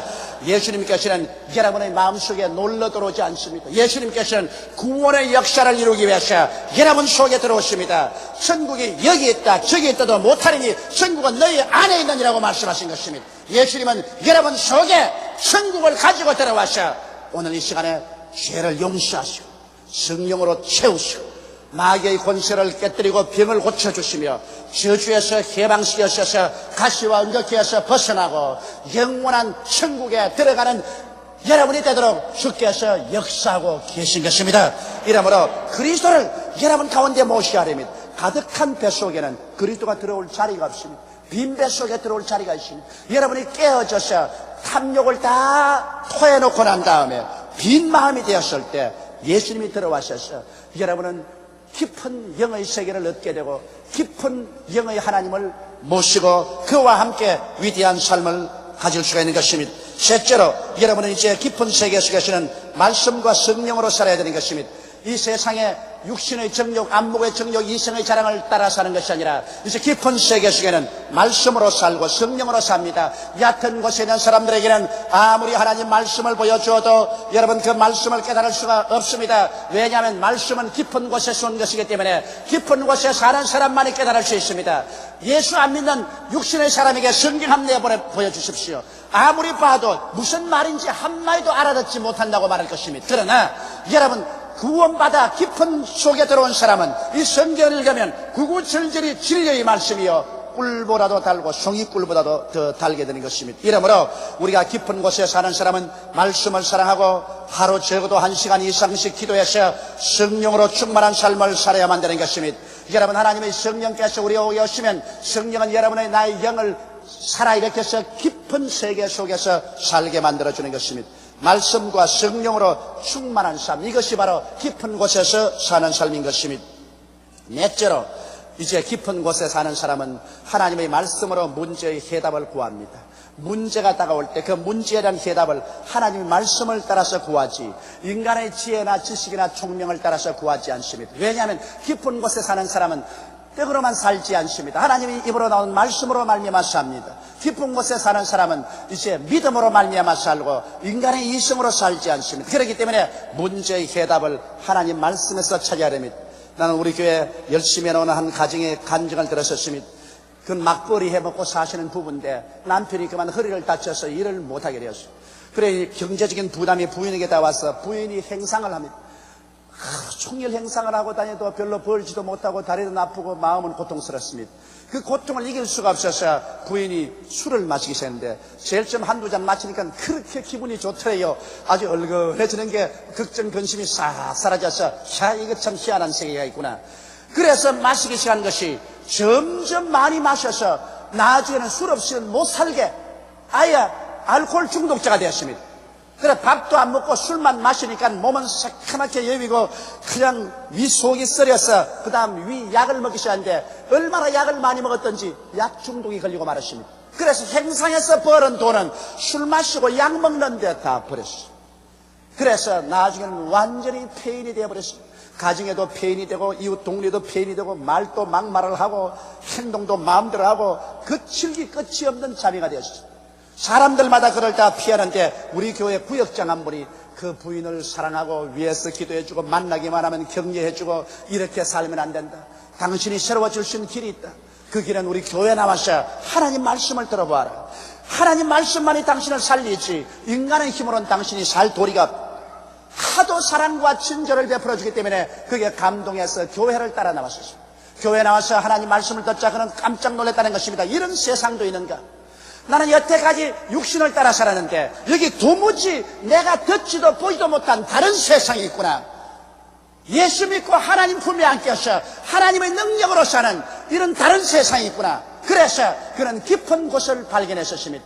이래서 크게 회개하고 예수를 구주로 모시고 하나님 말씀을 가지고 새로워지기 위해서 기도원에 올라가셨습니다. 기도원에 올라가서 말씀을 붙잡고 주님이시여 영혼이 잘됨같이 범사에 잘됨에 강건한 것이 아버지의 뜻이라고 말씀하셨으니 주여 내가 이제 회개하고 예수를 믿었으니 이 알코올 중독과 약물 중독에서 해방시켜 주시옵소서. 금식하고 하나님께 부르짖어 기도하는데 하나님의 능력이 임하여서 그는 눈물 콧물 흘리며 회개했고 성령이 충만하여 방언도 말하고 그리고 술 마시고 싶은 생각이 딱 사라져버리고 약물 중독도 사라지고 약을 먹지 않아도 위가 쓰리지 않고 완전히 기도원에서 내려올 때는 새 사람이 되어버렸습니다. 그는 나비처럼 날며 기뻐하고 즐겨하면서 집에 왔었습니다. 남편과 가족들이 보니까 완전히 새 사람이 되었거든요. 이웃 사람들 보니까 이런 변화가 있을 수가 있냐 감탄할 정도로 새 사람이 되어버렸습니다. 그래서 그 남편도 그 아내를 보고 따라서 나와 회개하고 예수를 믿고 하나님의 능력으로 고침을 받고 가족이 합쳐서 이제 성수주의라고 하나님께 11조 드리면서 믿음으로 깊은 곳에서 말씀으로 살기 시작했는데 하나님이 축복해 주셔서 조그마한 사업체도 주고 그로 말미암아 또 집도 마련하게 되고 이제는 진실로 온 가족이 기쁨으로 충만한 삶을 살며 깊은 곳에 그물을 떠져 그리스도와 함께 고기를 많이 잡은 삶을 살고 있는 간증을 들었습니다. 이러므로 사랑하는 성도들 여러분, 하나님의 말씀으로 문제의 해답을 구하여 사는 삶이 바로 깊은 곳에 그물을 던지는 삶입니다. 베드로는 자기의 인간의 힘이나 능력이나 수단과 방법으로 삶의 문제를 해결하려고 하다가 빈배만 가지고 돌아왔지만은 그의 문제가 해결된 것은 예수 그리스도의 말씀 한마디로 해결된 것입니다.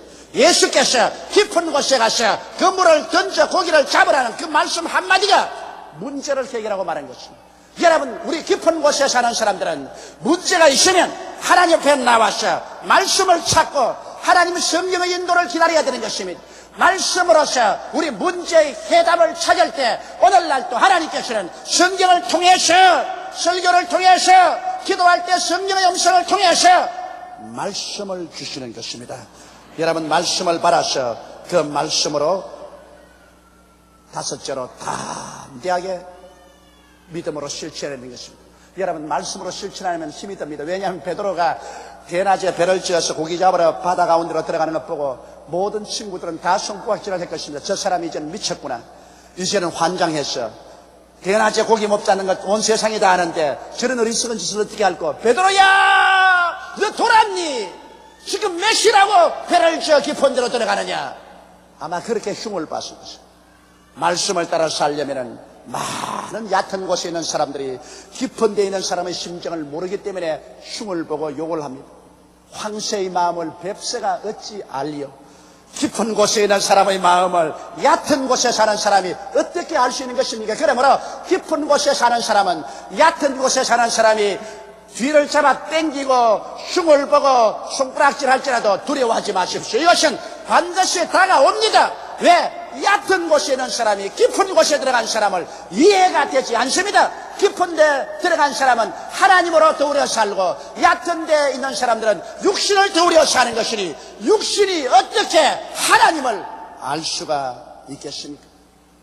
그러므로 여러분께서 깊은 곳에 들어가서 살기 위해서는 하나님 말씀을 담대히 실천해야 되는 것입니다. 그에는 용기가 필요하고 담력이 필요하고 모험심이 필요한 것입니다. 내 인간의 눈에는 아무 증거 안 보다 귀에는 소리 안 들고 손에 잡히는 없어도 하나님 말씀 있으면 말씀대로 믿고 밀고 나가야 됩니다. 마리아와 마르다가 예수님과 같이 오라버니 나사로의 무덤가에 섰는데 이미 무덤에 들어가서 썩은 냄새가 난데도 불구하고 예수님께서 무덤 문을 열어 놓으라고 하는데 얼마나 이게 힘이 듭니까? 같이 온 사람들, 얕은 곳에 사는 사람들은 모르다 그 광신이다, 그럴 수가 없다, 썩어서 냄새가 난다고 하는데 예수님께서는, 깊은 곳에 계신 예수님께서는 기적이 있기 때문에 돌문을 옮겨 놓으라고 하십니다. 마리아와 마르다는 세상 사람의 모든 비난을 다 물리치고 들어가서 그 돌문을 밀어 제낍니다. 정말 힘든 것입니다. 썩은 냄새가 콸콸 나는데 믿음으로 담대하게 실천해서 돌문을 옮겨 놓으니까 예수님이 다가와서 죽은 나사로를 살려버리고 말한 것입니다. 이러므로 사랑하는 성도 여러분, 담대한 믿음의 실천이 바로 깊은 곳에 사는 사람들의 행할 길인 것입니다. 그렇게 하면 깊은 곳에서는 기적적인 해답이 다가오는 것입니다. 왜냐하면 하나님은 깊은 곳에 계시지 얕은 곳에는 계시지 않습니다. 인간의 약속바른 감각, 인간의 얕은 지혜나 지식, 인간의 얕은 수단과 방법, 그러한 것을 따라서 사는 사람에게 하나님은 역사하지 않습니다. 하나님은 깊은 자인 것입니다. 하나님은 깊은 곳에만 있습니다. 영혼이 살아나셔 깊음의 세계를 얻은 사람, 그리고 이 살아난 영혼이 이제는 예수님을 구주로 모시고 깊은 데서 오신 말씀과 성령으로 충만하며 깊은 곳에 오신 하나님의 음성을 따라서 믿음으로 실천하는 그런 사람하고 하나님이 같이 계신 것입니다. 하나님께서는 육신과 더우리에 역사하지 않습니다. 하나님은 영혼과 더우리에 역사합니다. 하나님은 얕은 인생의 세계 속에 역사하지 않습니다. 하나님은 깊은 신앙 속에 들어온 사람을 통해서 주님께서 역사하는 것입니다. 그리고 깊은 곳에서는 하나님의 위대한 기적이 있는 것입니다. 인간의 수단과 방법으로 결코 해결할 수 없는 문제가 여러분이 회개하고 예수 믿고 말씀을 찾아 깊은 곳에 들어가면 오늘날 또 하나님께서 기적을 베풀어 주시는 것입니다. 베드로는 자기의 힘으로 해결하지 못한 그 갈릴리 바다에서 바로 그가 가진 그 배, 그 똑같은 그 갈릴리 바다에 똑같은 그 배를 베드로의 마음이 깊은 곳에 들어갔을 때 하나님의 능력으로 채워버리고 말한 것입니다. 바다가 달라졌습니까? 아니요. 배가 달라졌습니까? 아니요. 그 물이 달라졌습니까? 아니요. 누가 달라졌습니까? 베드로가 달라졌습니다. 전에는 얕은 곳에 살았더니 이제는 예수님과 더불어 깊은 곳으로 베드로가 들어오게 된 것입니다. 베드로가 깊은 곳에 들어오니 똑같은 갈릴리 바다에 똑같은 배에 똑같은 그물이지만은 이제는 배가 가라앉을 정도로 고기를 애우고 친구의 배도 채워준 것입니다. 깊은 곳에서는 하나님의 기적이 있고 깊은 곳에서는 예수님이 하나님이 되신 것을 계시받을 수가 있는 것입니다. 깊은 곳에 기적을 체험하고 나면 예수님이 하나님인 것을 뚜렷이 알게 되고 예수님이 구주인 것을 깊이 깨닫게 되고 여러분의 신앙이 큰 행복으로 들어올 수 있게 되는 것입니다. 우리 다 같이 고개 숙여 기도드리겠습니다. 사랑이 많으시고 거룩하신 우리 아버지 하나님, 오늘 믿지 않는 사람들은 다 육신의 얕은 곳에서 살고 있습니다. 예수를 믿는 사람도 깊은 곳에 그물을 던지지 못하고 얕은 곳에서 살고 있습니다. 인간의 수단과 방법으로, 인간의 욕심에 써서, 인간의 능력으로 문제를 해결하고 살아가려고 하지, 회개하고 예수를 믿고 말씀과 성령으로 믿음으로 깊은 곳에서 인생을 살아가려고 하지 않기 때문에 수많은 그리스도인들이 이 세상에서 낭패와 실망을 당하고 빈배를 가지고 살고 있습니다. 아버지, 베드로가 얕은 곳에 그물을 던지고 살 때는 같은 갈릴리 바다에 같은 배 같은 그물이지만 빈배를 가졌으나 그가 깊은 곳으로 변화되었을 때 예수를 모시고 말씀에 따라서 믿음으로 실천할 때 깊은 곳에 들어가서 그물을 던지는 자로 변화되었을 때 똑같은 갈릴리 바다에 똑같은 그물에 똑같은 배지만은 배가 가라앉을 정도로 고기를 애웠습니다. 아버지, 빈손 들고 인생을 살지 말고 가득히 쥐고 남을 도와주면서 살아가는 성도들이 되게 도와주시옵소서. 예수님 이름 받들어 기도드리옵나이다. 아멘.